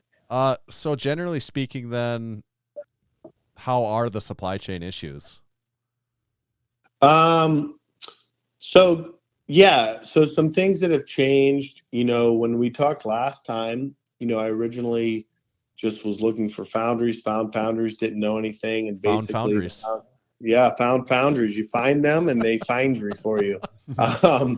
But they kind of did everything from A to Z, right? Like you give them money, they cast the plate, they machine the plate, they ship, do all the logistics in between, they e-coat the plate, and they give you a final product. And basically for us, that wasn't kind of happening fast enough. And the more we did, we started running into some issues. So in late 21, maybe early last year, we took over the e-coating part. So we'd basically get a machined version of the plate from the foundry and then handle the e-coat logistics and the e-coating. And we love the people we're using out of Racine, Wisconsin. And then had some things go on, and now we also do the machining. So it's definitely increase the amount of involvement we've had and the control we've had, and for the better. So, right. From the foundry now we get a raw casting, which is the same every time. And we found that variance happens at the next two stops, machining and e-coating. So now we have our own people that do those things. Not our own, like they're our employees. We have companies that do this for us, but that we manage. And so that's changed a lot. It's changed a lot logistically. It's actually made things faster because when you're dealing with a giant company and they got to send 10 different company stuff to a machine shop, they get to rack and stack what happens next. Whereas when you're dealing directly with the person, you get to have an impact on when things happen. So turnaround time's faster. Shipping still, kind of the same. We were just kind of getting spread out when we talked last time. We're now shipping, it has changed a little bit. We're shipping California, Wisconsin, South Carolina. Those are kind of the three spots now. We learned a lot in terms of the last person to touch the item's really important. And, we tried some 3PL logistics companies where they take your plate and they put it in the bag and they put it in the box. And, in some cases it was great. In a lot of cases we lost a lot of money because, the person, it sounds silly, but the person putting 170-pound tensile strength strapping tape on, didn't put the pressure required, or, they didn't look over the 45 before they put it in. And that's the nature of a heavy item. Is Tanner orders a, 465-pound set. He's all excited. He saved his money. He orders 465-pound set, and boom, it gets shipped, and it comes in all these boxes. And 2 of the 45 show up, and there's stuff on it. And it just depends who you're dealing with. Tanner, a lifter, is like, well, that's stuff that's going to happen when I deadlift 585 tomorrow. But Tommy's like, oh, I'm never going to deadlift 585, and I just want these to. I've never put 2 plates on the bar. He's got to look good on the. He's got to look good on the rack. Right. I just want them to look good on the rack, and so, but we found like how important that was, because when you look at your margin stuff, it's like, hey, if Tommy or Tanner gets a 45 and they're not happy with it, not only are they going to send an email, we got to do the customer service work, which I'm sure you guys are used to, but now we have to say, hey, am I going to ship this 45-pound back somewhere? And then I'm going to ship another 45 pounds somewhere. And, we try and give the best prices we can to our customers. And if I got to exchange some plates, all of a sudden you have no margin left. That ate it up. So we definitely have more control and better people in place, packaging and taping and understanding of like, hey, make sure this thing is great, and the extra we have to, pay on that end is better for us. So I would say that's probably a big learning point since we talked to you guys last. We've also got an Amazon since we talked to you guys last, and that is, I don't know. It's steady. It's growing. It's not huge for us. It's not, like, whoa, like we're killing on Amazon. The smaller plates do better there, but we have everything there, and that's its own learning curve. I've ordered from Amazon just so I can leave a review before. Yeah, well, we greatly appreciate all reviews. The Massenomics podcast almost have 500 5-star reviews. So does the Strength Co. plates. It's a race. It's a race to the finish. It's a race. But we would love a tie. Yeah. Tie and we both win. Yeah, tie, we both win. Yeah. So I guess it's the old saying is true. You don't have a supply chain without some issues, do you? Yeah, I mean it's always something, and like trucking prices changes. I know it's a tagline I was supposed to chuckle at, but it is true, right? Like here in California, they just passed a law effective January that diesel trucks made before a certain year carrying over a certain load are not allowed to operate. And I don't know what that means. What I know that it means is, hey, I'm trucking 44,000 pounds here. Why did my rates just get jacked up?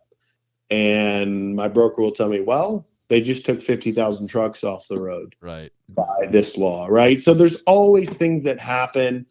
And, back to, I ranted about it last time. I won't rant about it this time, but back to, people asking for discounts and this and that. I mean, what I can honestly say is like, hey, one, I'm running a business. I have to make profit here. But two, like, we've done everything we can to give you the best price we can. And a lot of times those sorts of things happen and we just eat it.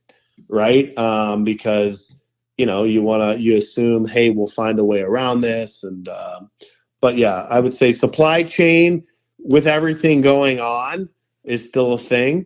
But yeah, we're in stock. We're in stock on everything except 100s right now.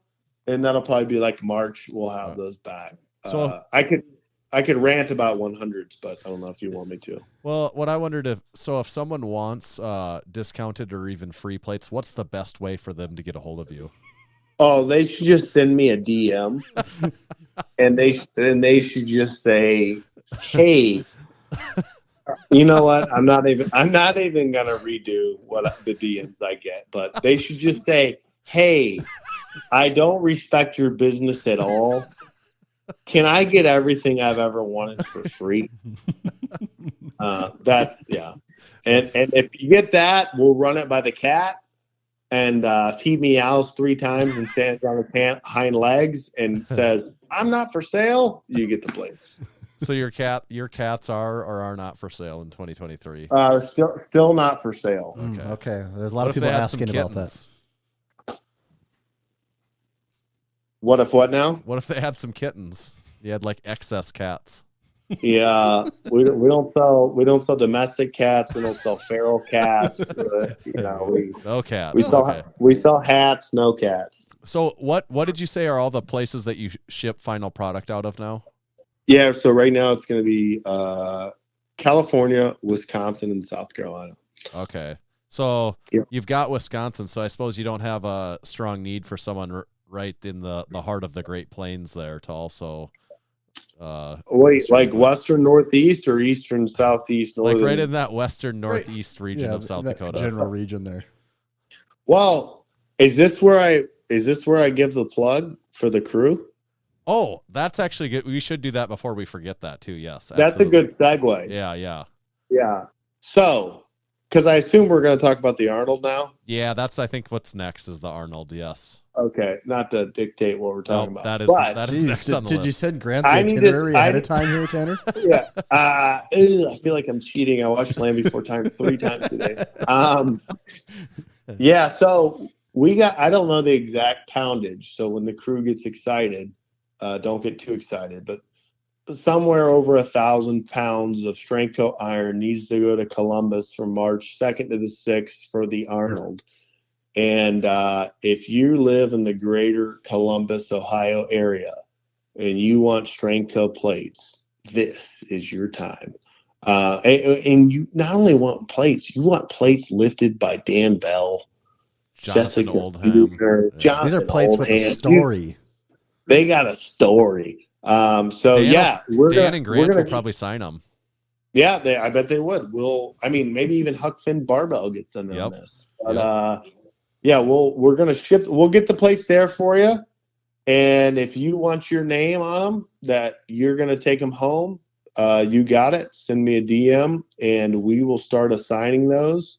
And we'd love it. There'll probably be some plate trees, maybe a bar or two, some collars. If you're looking to save on shipping, you live in the area, DM me, and I'll make sure the media team responds.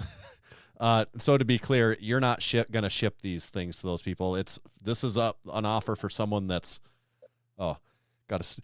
Tanner's got to sneeze. And to also be clear, you're not giving these plates away. They have to pay for them. But Yeah, Yeah, the they have to buy the plates. They can just leave with them. Yeah. They need to yeah. leave with them also. Is that these aren't going to be shipped, but they get to save on shipping that way. So if someone's going to be there and they're in the market for some strength co Someone's plates, gonna be there. They got a opportunity. pickup truck, whatever. Yeah, we'd love to help them out. And yeah, it'd be cool to have a crew member. Keep it within the Massenomics family, right? That's right, exactly. Maybe you guys sign some.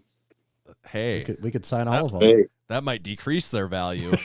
I mean, can you really decrease the No. value of a No. Made in USA e-coated Not- plate? I think not. Not when they're smooth, but yet so easy to grip. at the So same time. easy to grip. Yeah.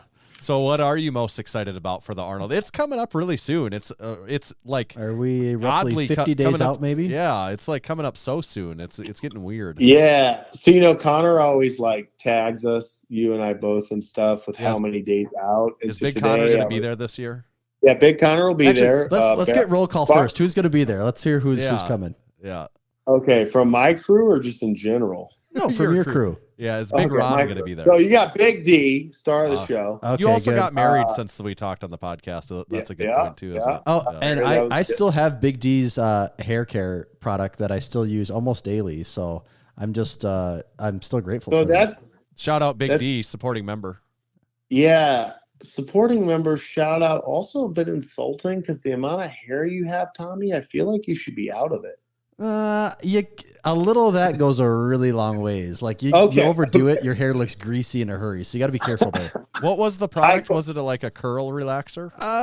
Yeah, I don't know if it was that or a leave-in conditioner. I honestly don't know. I just put it on my hair when I'm done in the shower. Okay, and good. it's Okay, nice. good. We won't put you on the spot, but yeah, It's Big almost D will gone, be though. there. Okay. We'll bring you some this year. Oh, perfect. So yeah. I can save on shipping, Myself- you're saying, right? You can save on shipping. Yeah. So if you DM me that you want curl relaxer, Okay. we will So- put it and in the if I- shipping. If I DM you, will Big D sign the bottle too? I just got to make sure. Yeah. Okay. Well, I got to run that by the media department. And Okay. before we do press releases, we actually run it by Tanner because he's a little more experienced. So Right. A Okay. lot of eyes will see this. Okay. Yeah. But if everything goes right, I got something to look forward to. Yeah, exactly. But Big D, myself, Braden, if you're, do you guys From still work TikTok. on TikTok? Do you guys, okay, TikTok, there you go. He's making a splash. Yep. Braden, who manages the gym from TikTok, will be there. Big Ron. I'm a big Ron guy. Yep. I'm I a mean, big, how I'm a could big, you- big Ron guy. Big Ron was in the lift shorts before lift shorts existed. Big Ron's a good dude. Good dude. Yeah, good dude. Yeah. He'll be there. Connor will be there. Big Connor, excellent meme maker. Yeah. I mean, yeah. He's got a talent. I would not to get off topic. Is it 2 white lights or 2 red lights? 2 white lights. Yeah. Man, I was actually packaging up a squat rack today, and I was like in tears laughing when Tommy was saying something about like, yeah, you come to a knife fight and like, and what I thought was I remember one time. So I always tell Connor it's like a joke, right? So Connor works for the gym, he online coaches, all that stuff. And I'll be like, hey, give me a meme, like if I'm out of content. And he always writes back in quotes, Amber, his wife, take care of Charlie. Grant needs my help. And like end quote. And then whenever he sends me a meme, I send him $1 on Apple Pay. And it's like kind of our joke. Yeah. And one day I was like, dude, how can you not give me another meme? Massenomics has a meme every day. He goes, do you realize they have thousands of unpaid people making these for them? And I was like, I'm not sure it's thousands, but yeah, the Crew Army is pretty big. But yeah, good meme maker, especially for a busy guy. He's good. He's got a calling there. Yeah, Tell him we'll take him up in that $1 per meme rate. I mean, he always complains about it, but he keeps making memes for $1. Just saying. Yeah. But yeah, he'll be there, and I think that's pretty much. Do I get to claim Big Eddie? No, Big Eddie's like 80%. I think we have dibs there. Yeah, I think he's 95% yours, but I will say he called me and was like, "Can I bring a white picket fence?" And I was like, "For what?" Yeah. And he was like, "I kind of want to make like a fenced-in area for the crew." And I was like, "Yeah, Eddie, you can." Yeah. So Eddie's always scheming. Yeah, always scheming. He's always got something up his sleeve. But yeah, that's the crew. I'm proud to announce, maybe this is a soundbite we can use in the future. We are bronze level sponsors of the Arnold 2023, which is the 35th Arnold, and we make a 35-pound plate. There's a T-shirt there. We're still working on it. Oh. But yeah, so we got a island booth, whatever that means, and I don't know. Hope you guys are close by. Yeah, we're excited for it. It's this will be your second one. Do you feel like you learned some things in your first experience that you'll be able to put into action in the second one to make it even better? Yeah, I think so. But when I talk to veterans like you guys, it's like the first time you hit a squat, like PR, like after you're like been lifting a little while, you're like, yeah, I just hit PR. And then someone's like, yeah, I've been lifting for 15 years. That PR ain't nothing.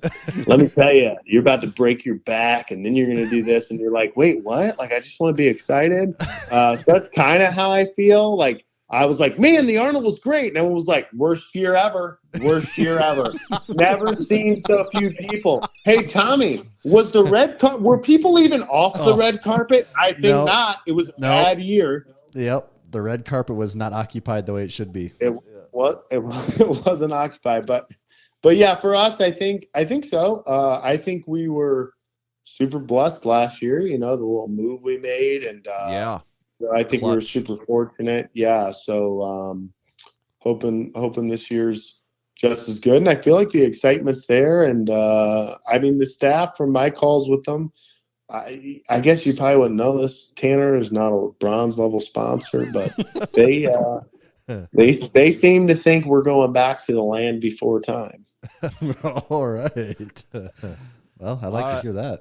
Well, we're excited. It's a topic of conversation that we're hitting on almost daily at this point. It's always something about the Arnold and what we need to do and what's going on and stuff. And we're gearing up. Can I ask you a question? Are you more excited? Like, I feel like I'm not a super vet. My membership card's not 69. That belongs to my wife, but she is. She is number 69, isn't she? She is number 69. Some people have all the luck, and that's not rigged. She's legitimate number 69 supporting. No, I know. I asked her tonight. I was like, "Do I need to prep for the podcast?" And she was like, "As number 69 going into Studio 6.9, I'd say you're good." I was like, "Oh, okay." But yeah, I feel like I forgot where I was going. You're going to ask us something about what we think about it, or maybe or something. Oh, I was going to ask: are you more excited for the lift hard, lift easy? Like, is that kind of like overshadowing your? Like, I feel like ever since I found you guys, it was like every other podcast. Hey, by the way, we go to this thing called the Arnold, right? And it's like I feel like you woke up this year and you realized we are Arnold, and I just wondered. Is that how it seems? Tommy? Yeah. That's a good question. I have a really hard time saying what one's more exciting because they're so far apart that like they just feel like totally different things in my mind. And so different. Yeah. It's what's awesome is we're now creating like a mid-year Arnold, like a mid-year Massenomics Arnold. Right, where it like fills that gap in between a little bit, I think. And Mass and Arnold. I think since it's the shiny new thing, maybe I'm slightly more excited about it just because it's something we're creating and have our hands in the pot for the whole thing. But I don't think it overshadows the Arnold. The Arnold still is like, and for all we talk about the Arnold and the Arnold this, the Arnold that, how many vendors are there going to be? Was last year a down year? Is this going to be up year? Whatever. It is the event for like this community. Like none of the other ones, like the Olympian, none of those ones hold a candle to what this expo is, even on a down year, honestly. Well, I mean, I feel like after the last couple of weeks, I would say if anyone is should be talking about the Olympia and MMA fighting, it's definitely you two guys. Like we are very qualified. The vast knowledge of information you guys have on it's amazing. But no, I mean, hey, we were rookies last year. We're rookies this year. I'm going to hold the rookie card for 3 years. But yeah, we're pumped. Like I feel like we'll have a better showing. Definitely putting down some more dough to make it better, bringing more staff, and we're excited. And it's the one time a year I talk to Tommy, and so it's gonna be cool. I've been working on our conversation points for almost 300 days now, so I'm just so jacked to sit down at that bar across the street from the convention center and get right to it. That's right. The Arnold is a cool, odd thing though, because it is like our maybe like some of our single biggest business days of the year for Massenomics, and in terms of revenue, it's maybe not the biggest, but it's up there for sure. Mm-hmm. And also, it's weird because it's that, and it's the combination of seeing like all these people that we only see once or twice a year that we're good that you buddies only with, know through comments and DMs. Yeah. So it's like this weird whirlwind of like having to actually be super busy with work for like 15 hours a day, but also like. Well, and now after doing it a few times, it's part like friend reunion. Like it's our one time a year that we see a lot of these people, and then you get so excited. Wait, what year is this for you guys? Well, this will be our third time having a booth, but this will be our fifth time attending. Yeah. Okay, got it. Okay, yeah, cool. Yeah, that's right. And we missed the COVID year. We would have, two, I guess. There was two for COVID. Two more booths. This would be there. seven. I think technically everyone missed that. That's true. Yeah. Yeah. I wouldn't say I'm missing it. Yeah. Yeah, definitely not missing it. See what you did there. So we're pumped about it too. I think it's going to be cool. It's the Arnold. It's the Arnold. They don't call it the Arnold for no reason. That's right. Yeah. It'd be great if Arnold stops by. Maybe if a popular home gym community Instagram, YouTube account that has a lot of pillars of outreach should stop by. We'd appreciate that too. Well, they're going to have a busy schedule there. There's like Rogue and with everything in supply chain. Yeah, but we'll be there. Yeah.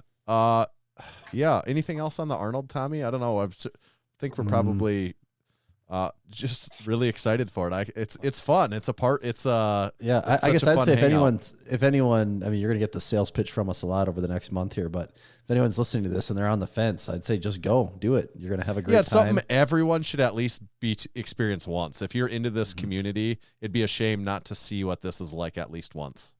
Yeah. Hey, back to getting the crew ramped up.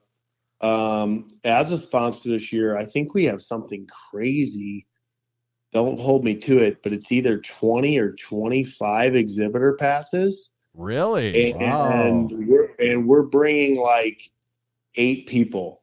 So if you want to go, and that's one cost that we can alleviate for you, we will require that you, I don't know, do something for us. Take a photo, or whatever. Is there any times when you're there when you could use any help, a helping hand moving anything? I think so. We're actually working on all the, you know how it is. You guys drive everything. Our stuff's so heavy, we have to ship it in and pay all the fees. But we definitely probably use some help Thursday night and Friday. So we definitely use some help. But in all seriousness, I don't want any passes to go to waste. Right. So if you want to go, and actually, what does it cost per day? It's I not don't even that know. cheap. I think is it like a Like at least $60, right? yeah, I think like to get it for the weekend, it's probably like 60, 70 Yeah, bucks, I was gonna isn't say it? I think Or- it's around 20, 25 A bucks day. a day. I think. yeah. Oh, I should tell you guys not to talk business on a podcast, but so you know, this year I talked to Kristen today, big Kristen. From Don't the tell her, Arnold. tell her Yep. that. Yeah. This year the badges are going to have QR codes, so you can scan someone's badge and get their name, email, and phone number. Oh, So little marketing. we are setting up to scan everybody. So just an idea. But Oh. yeah, if you want to walk around, like say if you're going to do a sale, right? Why not scan I mean, for us, it's like, hey, you want a deadlift? You got to scan this and sign this waiver. But like it's a great opportunity to get a bunch of random people on your email list. But Right. but for people, if you want to be as cool as Tanner, Tommy, and Big D and Grant and have an exhibitor pass, I definitely have some that I'm happy to give to crew members. That's cool. I think we'll have some people Yeah. take you up on that. Yeah, I hope so. So what about the 2023 Lift Hard, Live Easy Classic? What's your outlook look like on making it for that to Western Northeast? Yeah, South no, Dakota, I July think 22nd? I think Everyone's we'll dying be to there. Yeah, no, we'll be there. I'll be there. D will be there. It Big was D. actually funny. Yeah, we were listening. Big D, sorry, we were listening to it, and we were listening to the podcast. I was shipping stuff, and D was shipping like T-shirts in the front. I was shipping weights. Funny how the genders kind of sort themselves. And and as they were talking about like the meat, she walked out and was like, "I want to lift." And I immediately texted you, Tanner, and was like, "D's in." Yeah. And Tanner wrote back immediately. It was like, "Wait, like seriously? Yeah. Because we're full, but I can put her on the wait list." Yep. And I didn't even tell her any of that. I just said, "Oh yeah, she's in." Okay. So yeah, so we'll definitely be there. Wouldn't miss it. I don't. Yeah, we'll have to talk offline in terms of what we can do to help and bring stuff or what kind of presents, but we'll be there. Yeah, and if and we will talk offline about it, but we figured we are going to fill the warm up room with strength co plates, so there will be no shortage of strength co plates running around. That's good. Running around Everyone the- should be going. Everyone should be going to them. I say people won't even leave the weight room. They'll be stuck going to the weight room or the warm up room. They won't go to the platform. Yeah, we're like, no, we're just gonna lift back here. These plates, we just can't leave them. Love it. Yeah. That will be fun. We'll be really. You'll be able to see the sites. That probably would that be your first time in the big SD? Yeah, so we haven't been up in any of that region actually. So yeah, that'll be the first time unless something changes and I just decide I want to come visit Tommy. But yeah, that should be the first time. Yeah, that'll be awesome. I'm coming for Taco John's. That's it. Like I'm glad you guys are hosting a meet, but I just want to eat good food. Mm-hmm. You and everyone else. Plus, Dee's Mexican, so she can validate it. She can put her stamp of approval. Like my parents are from Mexico. I approve of Taco Juan. Yeah. Of this maybe questionably maybe like a little bit racist logo of a Mexican Tex-Mex eatery. You said it, not me. Okay. All right. Awesome. We're excited for that too. One last thing before we do overrated, underrated. You have been hitting up the YouTube pretty hard. You talked about it too. How have you enjoyed your foray into taking YouTube more seriously this year? Yeah, thanks for bringing it up. And I always find when you guys bring on like actual influencers, not just like wannabe buddy caps people, it's always interesting hearing like what they do and what works and what doesn't. And I don't know. I probably just because I'm in the business, but Yeah, I find I love that everything stuff you guys- too. I always want to know. That's Yeah. like the like all the behind different platforms and this and that. But yeah, YouTube has been it's been fun and it's been good. So we kind of started hitting it in September. I think we're at about 2,000 subscribers. We're just short of 6,000 now. And when I went for it, it was kind of like, I mean, it's one of the reasons I respect you guys so much for doing a podcast every week, right? Because it's like, hey, I'm going to do this. And then like as you're doing it, it's a lot of work and a lot of things that take it, want to take you away from it. Or even sometimes you like put out stuff and you're like, man, that wasn't my best, but I'm gonna do it anyway. So we've definitely tried to do. Oh, well, we've never experienced that. So No, I never, can't relate never. to that. I mean, I've never listened to episode 350, 351. 351. That was rough. Yeah. But no, so we've definitely tried to like stay consistent and do it, and we have, and it's been growing. And I mean, I'll be frank, because I feel like everyone who listens to this is my friend. Like the ultimate goal is like, hey, maybe provide some basic coaching advice to the average person, but ultimately like bring brand awareness, sell more plates. And I'll say it's been working, right? Like people have been super grateful for the different content we've put out. We've definitely seen an increase. I would say that the last December and January, we've actually, like when you look at website analytics, like, oh, people are coming in from YouTube. So yeah, I've definitely been trying. And it's like anything. You look at the stuff and talking into a camera, sometimes you feel silly, but you just do it, you're consistent with it, and you try to provide some value. And yeah, it's been fun, and you learn a lot, right? I mean, I also loved the last few podcasts for like you guys talking about your tech difficulties, because it's like, man, like this kind of camera, this kind of lens, and then this lighting, and then how do I mic this up, and like, and I have somebody that helps with editing. You send it to him. He's like, dude, your camera's out of focus. I have to cover all this in B-roll. And like, I don't know, like trying something new, you always learn a bunch. But yeah, so we're ramping it up. If you don't subscribe, please go do. The goal is to get to 10K here pretty soon. What is the name of is it The Strength Co? The Strength Co, yeah. It's The Strength Co. Yeah, check it out. It's fun. I think we actually we plugged Basement Brandon in today's video. We did a video today I filmed it a few days ago, but how to hang a American flag in your gym, because like now that we have plates a lot of places, a lot of people tag us in their gyms, but like, Tanner, you're a military man. You're like, bro, your flag's backwards. Yep. But then like, you don't want to be a jerk and be like, hey man, your like flag's backwards. Yeah. Screw you for tagging my product and trying to promote it. Your flag's backwards. So we kind of covered that today and like some basics on like, how to do it. But yeah, thanks for asking. It's been fun, and we're still at it. Cool beans. And that's not easy. Like you talk about the numbers and like the consistency of YouTube and stuff like that. That is just, we do it with the podcast. You're doing it with YouTube right now. It's like, there's a lot that goes into that of just like, it's so much work to just to have a video that's concise, on topic, gets the point across. Like we don't have to do any of those things. We don't have to be concise, on topic, or get any points across because we got 2 hours to ramble. Right. I feel like if I started a YouTube channel about nothing, it'd probably be better. That's our secret sauce. Yeah, no, it is, right? And like, I think, just being like a real human being, like you always just sit back and be like, do I really have something to offer to like the internet? Right. And so like you just have to stay at it. And, but yeah, no, it is so I already like respected you guys a lot from a consistency standpoint, just from owning a business and knowing like, hey, you have to constantly like be on people's mind.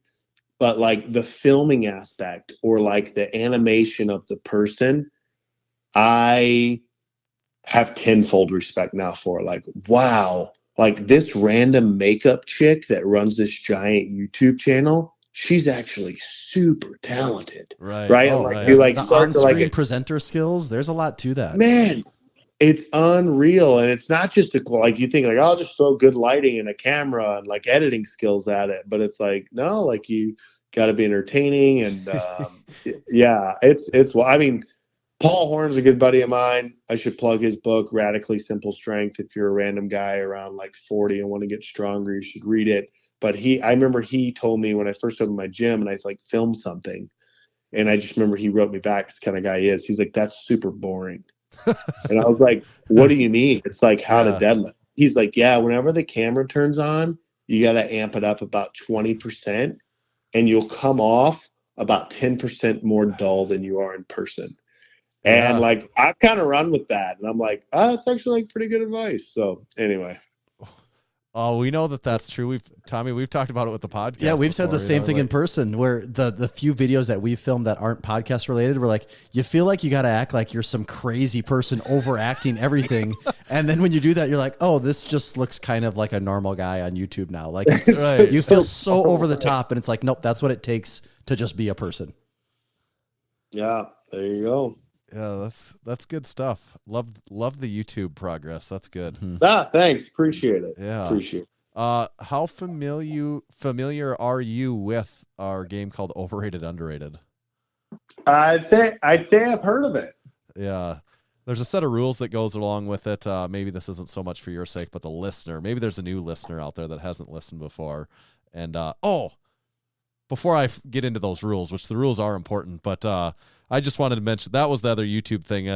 We always reference, how you're talking about how hard that is, and it's a skill that you used to. Where I'm always kind of blown away by Basement Brandon, and he's worth mentioning because he's the close to both wonder of our businesses in different ways. And it's like what he does and the way he does it is like crazy skill. It's just wild. It looks effortless. It does. It's like I actually think about that all the time because a lot of YouTubers you watch, I never even thought I'd be having this conversation. A lot of YouTubers you watch, and you could tell like they're being a YouTuber, but you still watch it, right? It's good. And Brandon goes down there, and it's like there's just, there's a camera here. I should turn it on and talk at it. Yeah. And like, oh, by the way, a bunch of really high quality photos are gonna like go across your screen. Oh, by the way, everything I say is like weirdly hilarious. It's like so effortless. Yeah, he's good, man. I've actually watched more of his stuff than I probably ever have since I've started filming. Right. And been like, wow, and like it's also different personalities, right? Like a lot of people, since we're going to still talk about this, a lot of people ask me like, hey, how do you prepare? And I was like, I don't. And they're like, what do you mean? I was like, well, usually I'm in the gym and I get angry about like something that I've explained 4,000 times and someone still not listening to me. And I'm like, I'm going to go home and film this. And like, as I drive home, I like think about it and then I film it. But Brandon is like, man, yeah, it's amazing. He's great. Great channel. Yeah. Good stuff. Long live Basement and Brandon. Okay, good stuff. All right, overrated, underrated. So you have your druthers to elaborate as much or as little on each one as you would like to, but you just have to remember, most importantly, you cannot ride the line. You have to definitively answer each one over or under. All right. We've crafted a special Big Grant set of topics, so if you're ready, we'll jump right in here. Let's go for it. Okay, overrated or underrated, Larry Bird. I'm gonna have to go underrated, big time. And I think it's funny you brought that one up. I know I'm a Celtics fan. And my big family's Boston guy. Big Boston guy. That Boston Grant, they call him. My cousin from Boston. But like French Lick, Indiana is real. Garage Gym Con, home Gym Con or One Big Jake, but like that's real. Two, if you like Google him, that guy like apparently talked more smack on the court than anyone. Yeah. And also obviously a great player, all the championships. The only, I don't know, this is an NBA podcast. The only thing I would say that's close to Larry Bird right now is Luka Doncic, the Mavericks. I mean, it's like, just when I think a white guy can't play basketball, what is happening? Yeah, but he's European. Yeah. So he's not really white. Loophole. Right? Yeah. Loophole. Yeah. But yeah, I'd say underrated on Larry Bird. And he's very highly rated. Yeah. Mm-hmm. Yeah. All right, good answer. Overrated or underrated? YouTube Shorts. Oof. I'm gonna have to go underrated, and here is why, based off what we just talked about. I will spend tons of time making a video, and I said I don't think about what I'm going to say, but thinking about what I say right before I say it, lighting, money on the camera, editing skills, all that stuff. And then I'll walk in the gym and just like film some random guy pulling 275 and it's like a 12-second grind. And like I'll just go create short and then I'll go to trending sounds and it'll be like that female song, I'm unstoppable, I'll bend but I don't break. I've used it probably 100 times. And I select that and I put random 40-year-old guy with like 275, 40,000 views. And it's like the highly edited, all this B-roll video, 1,200 views. Yeah. I don't know what the future is with shorts. I don't know why they work so well, but I'm going to have to go underrated. I like the analytics that go along with the YouTube shorts too. Oh man, the analytics on YouTube, period, I think are far better than any other platform. I think so. I think you're probably very right. in depth. Yeah. I'm unstoppable. Oh, I'm gonna see ya. I'm See ya, feeling just ready to inspired go. right now. Yeah. Overrated or underrated? The Arnold staff. Oh man. So we're talking Big Kathy, Big Kristen, and gang, and you know the guys walking the union guys walking around in the yellow shirts and stuff. Okay. Sidebar, Tanner. What are the odds any of the Arnold staff ever listen to this? Are they low? They're low, right?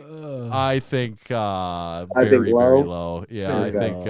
I'm gonna have to go almost major. I'm gonna have to go majorly overrated, and just say, and ask one majorly overrated, and just ask this question that hopefully tells everyone what I mean. Do you guys not like money? And I'll just leave it at that. So you but love them. Big Kathy, you want to move me over? I'm in. Kristen, love you too.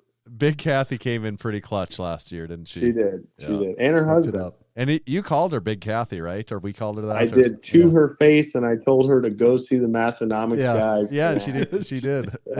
Why do you call me Big Kathy? So in that sense, like they're very personable. Yeah. Let me give them a bone. They're very personable.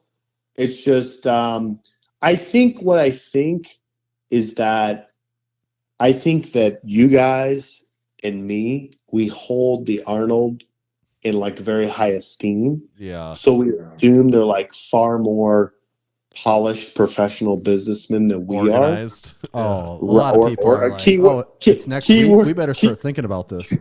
Keyword organized. But like Tanner, we talked about a little bit this week. At the same time, I'm like, man, Joe Blow's protein is probably not that organized. He just like someone was like, hey, you should buy a booth. But like, okay. Yeah. I still go overrated, but I'm still a fan. Okay. Good answer. Overrated or underrated Chevrolet? Oh, underrated.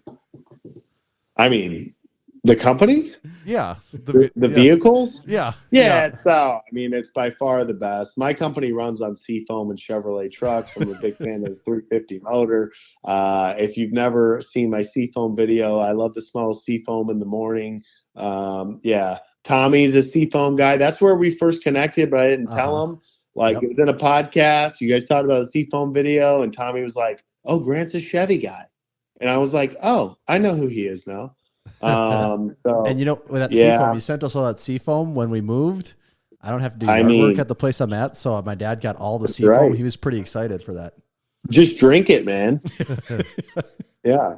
No, I'm big Chevy. Like, weirdly loyal. Like, I shouldn't be, but I'm like, oh. Like, I grew up on a farm. And the farm, we drove Chevys, therefore Chevrolet for life. But I like Chevy. I gotta say underrated. What about using the full name Chevrolet?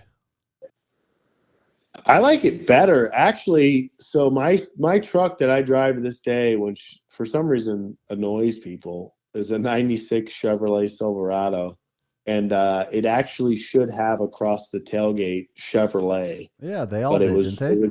Yeah, it was rear-ended Mm. before I bought it, and so actually I repainted it. I put money into a depreciating asset. Don't tell my dad.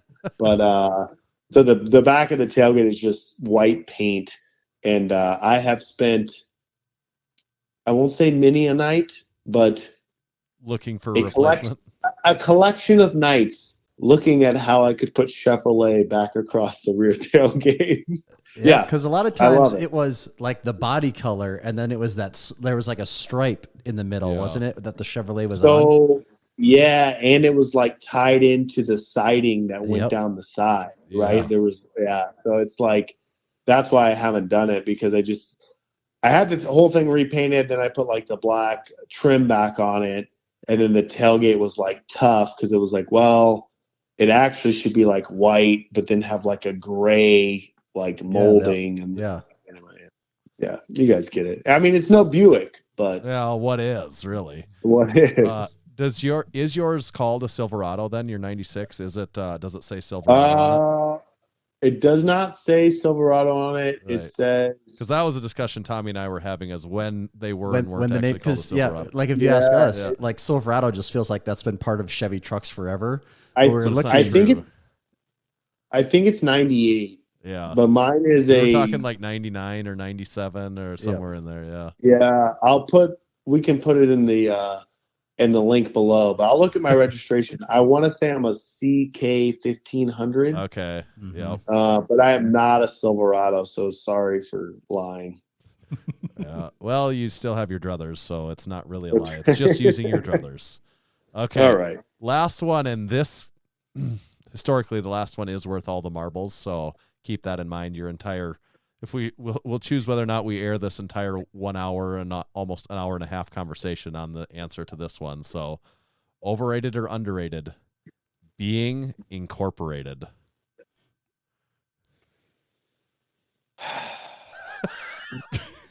There's a man named Mark Spud Bartley. He's got a couple managers: Helen Eva, Stephen Cox, Amy Bernal, Anna Perez, and Jake Ross. And he actually has departments. He has a customer service department, a media department. And when I look at that and I compare it to my business, and I look at his website and realize that he has, 6 more people than I have listed, what I think of is there's no way this guy's an LLC. This guy is incorporated. And so much so that if you were at a bar in Columbus, Ohio, and you saw a bald guy with a long goatee and a mustache walk by, you would be like, Spud? And he'd probably look at you and say, no, the name's Mark. And you'd be like, this guy's definitely incorporated, and I feel like I should be wearing a bow tie. I hope that suffices as this week's ad. Underrated, being incorporated is the gold star. It's what every small business wants. It's people say your buddy caps. I say cool. I'd rather be incorporated. So yeah, I think it's underrated. I think that's a really good answer. Yeah, that was well put. Kind of When inspired me to look into the paperwork for it. I was on their About Us page. That's where I got all the names. Well, and it's funny actually. Being incorporated means technically can mean 2 different things depending on the context. What we're talking about is being a legal entity type of a corporation. That's what we're referring to here. But confusingly enough, oftentimes people use it in a more general sense, where being incorporated can just mean that you are registered with your state as an official business in that state. Oh, really? So it can be kind of a blanket term for a number of different entity types, although specifically it is one specific entity type, also a corporation, which Spud Inc. is, I believe, based on the name. I hope so. Yeah. I mean, they definitely give off that feeling. I'm a sole proprietor, single owner LLC. Okay. So there you go. But man, I mean, Spud Inc. What if we had a T-shirt Strength Co. Inc. Like, man, that slaps. What about Strength Co. Sole Proprietor LLC? Single member manager. I mean, it LLC. just doesn't like no one sees me in a bar and goes, "Is that guy an LLC?" Nah, But like, he's if you see single member. SPUD, yeah, if you see SPUD, you're like, that's not member managed. That's incorporated. So the Strength. Well, you're a company though. Yeah, I'm a company. I'm the company. Yeah, you Yeah. are. That guy a looks company. like a company over there. That guy looks like he owns a company. That's good. Yeah, his The posse strength of company. meme makers and his Yeah. wife and all these other people. But Massenomics' legal name is Massenomics LLC. Yeah, I mean that's how blue collared Americans do it. We just say, hey, start a business, make some jobs, you know, Make get an on- LLC, pay the state a few bucks each year.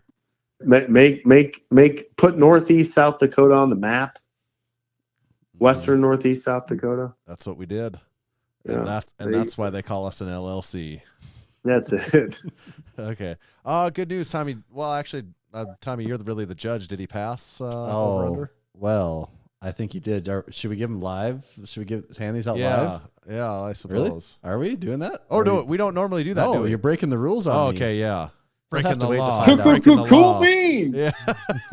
Hey, now can't just give Oh, out my your own bad. cool Can't beans. dish yourself. Yeah. This isn't Yeah. a self-serve buffet over here. I get confused. It's been so long since we Yeah. haven't a guest, Tommy. I don't know. I know what it order actually things has anymore. been. I had to think about it too for a second. I'm way off the script here.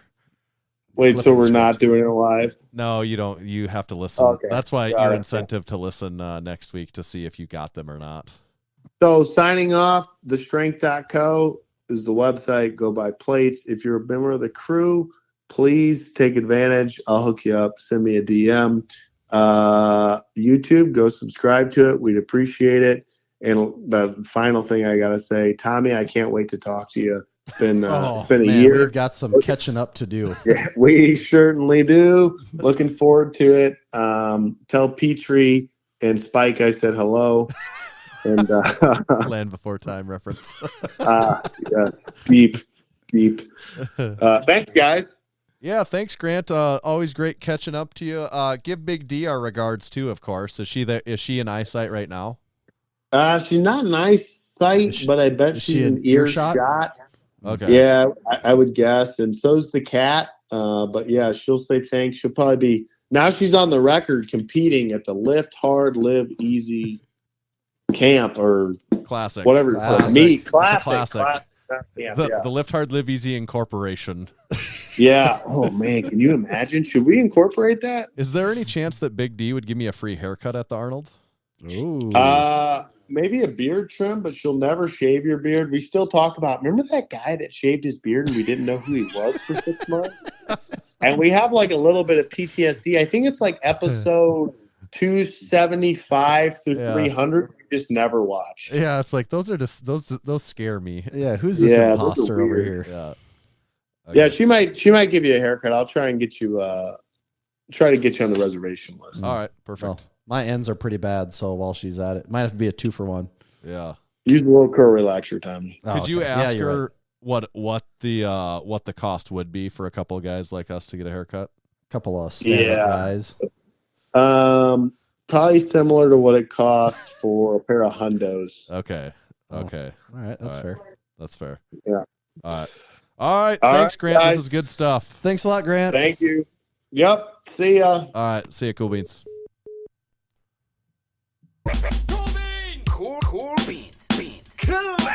There they are.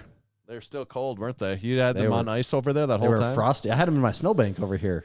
We had a pretty long convo with Big Grant, didn't we? Yeah, the time flies when you're having fun. Damn, 2 hours and 8 minutes. Yeah. It's like Yeah, the we old went saying long goes, on that time one. really does fly when you're having fun. And thankfully to Grant, he mostly hit up our Spud Inc. ad, but I would also just add, make sure to head over to spud-inc-straps.com. Check out their straps. I mean, it's right in their name, so you know their straps are good. And they've got a strap for just about everything that they, just about everything you could need, anything that could fit in your gym bag, take to a home gym, take to a public gym, any of that stuff. You can find it all at Spud Inc. spud-inc-straps.com. And you know they're good because they're incorporated. Grr. Am I mixing ads up again there? Yeah, that's okay. It counts though. Okay. We kind of it's all really one ad at this point in time. Right. All right. Today's show is also brought to you by Texas Power Bars. Much like the man we just got done talking to, Grant, the founder of Texas Power Bars, Buddy Caps, first started lifting weights in the 60s and began powerlifting in the mid-70s. At the time, he was working for Image Barbell, building gym equipment. Around 1977, Image Barbell became Champion Barbell. It was then that Buddy started looking at the bars with an intent of changing them for the better. In 1979, he bought his first lathe to begin addressing the known issues. In 1980, his passion, drive, and purpose now had a greater mission. Buddy set out on his own to make what he believed was the greatest bar he'd ever seen and trained with, and the Texas Power Bar was born. It was strong as a house with the best knurling and was maintenance-free. Hundreds of state, national, international, and world powerlifting records have been and continue to be set and broken on the Texas Power Bar.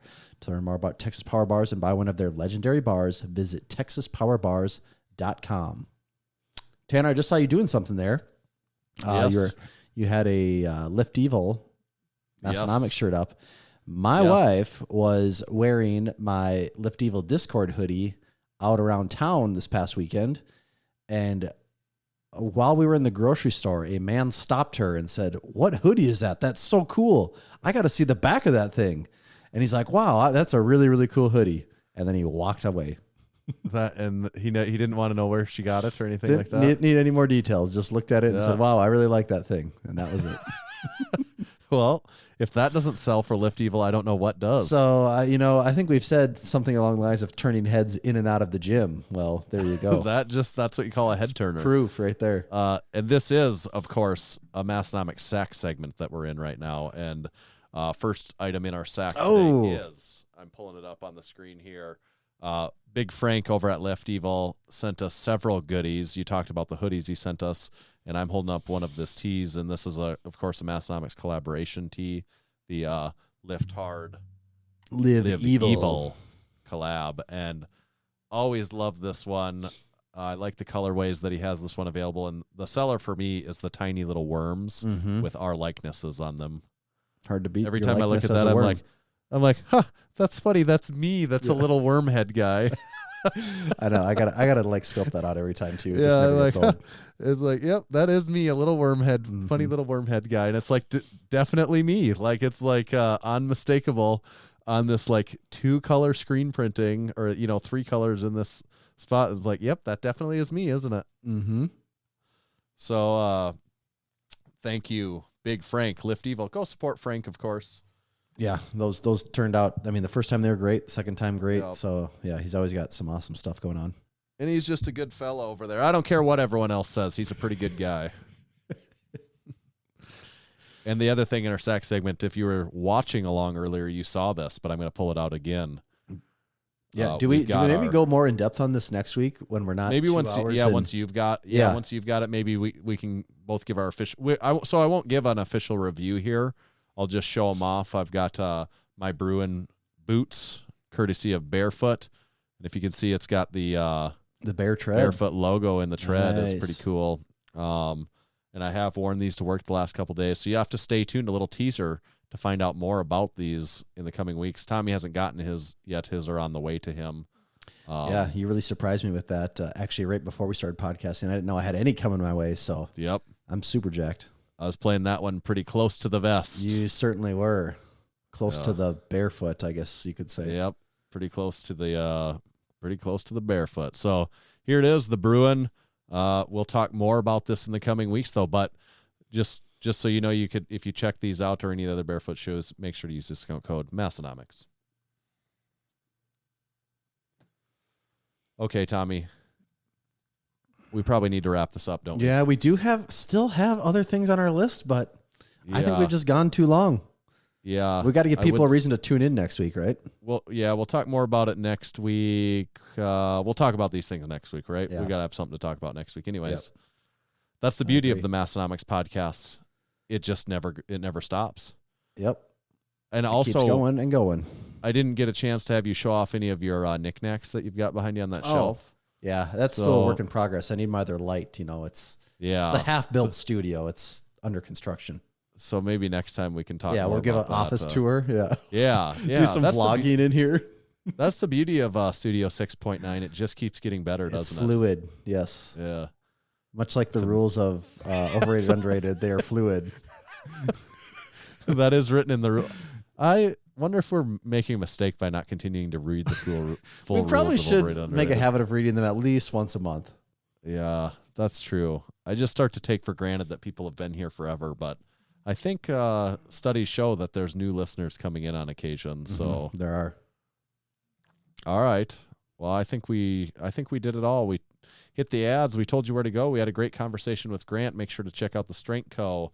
Make sure to head over to our website. We got a new drop coming later this month. Do we know? It's probably not going to be the week that this comes out, or is it going to be the week that this It comes actually out? could be actually now because Or are we right? going to do it? Yeah. It's either going to be. We'll just say this. It's either out there right now or it's coming soon. Yeah. So just be on the lookout.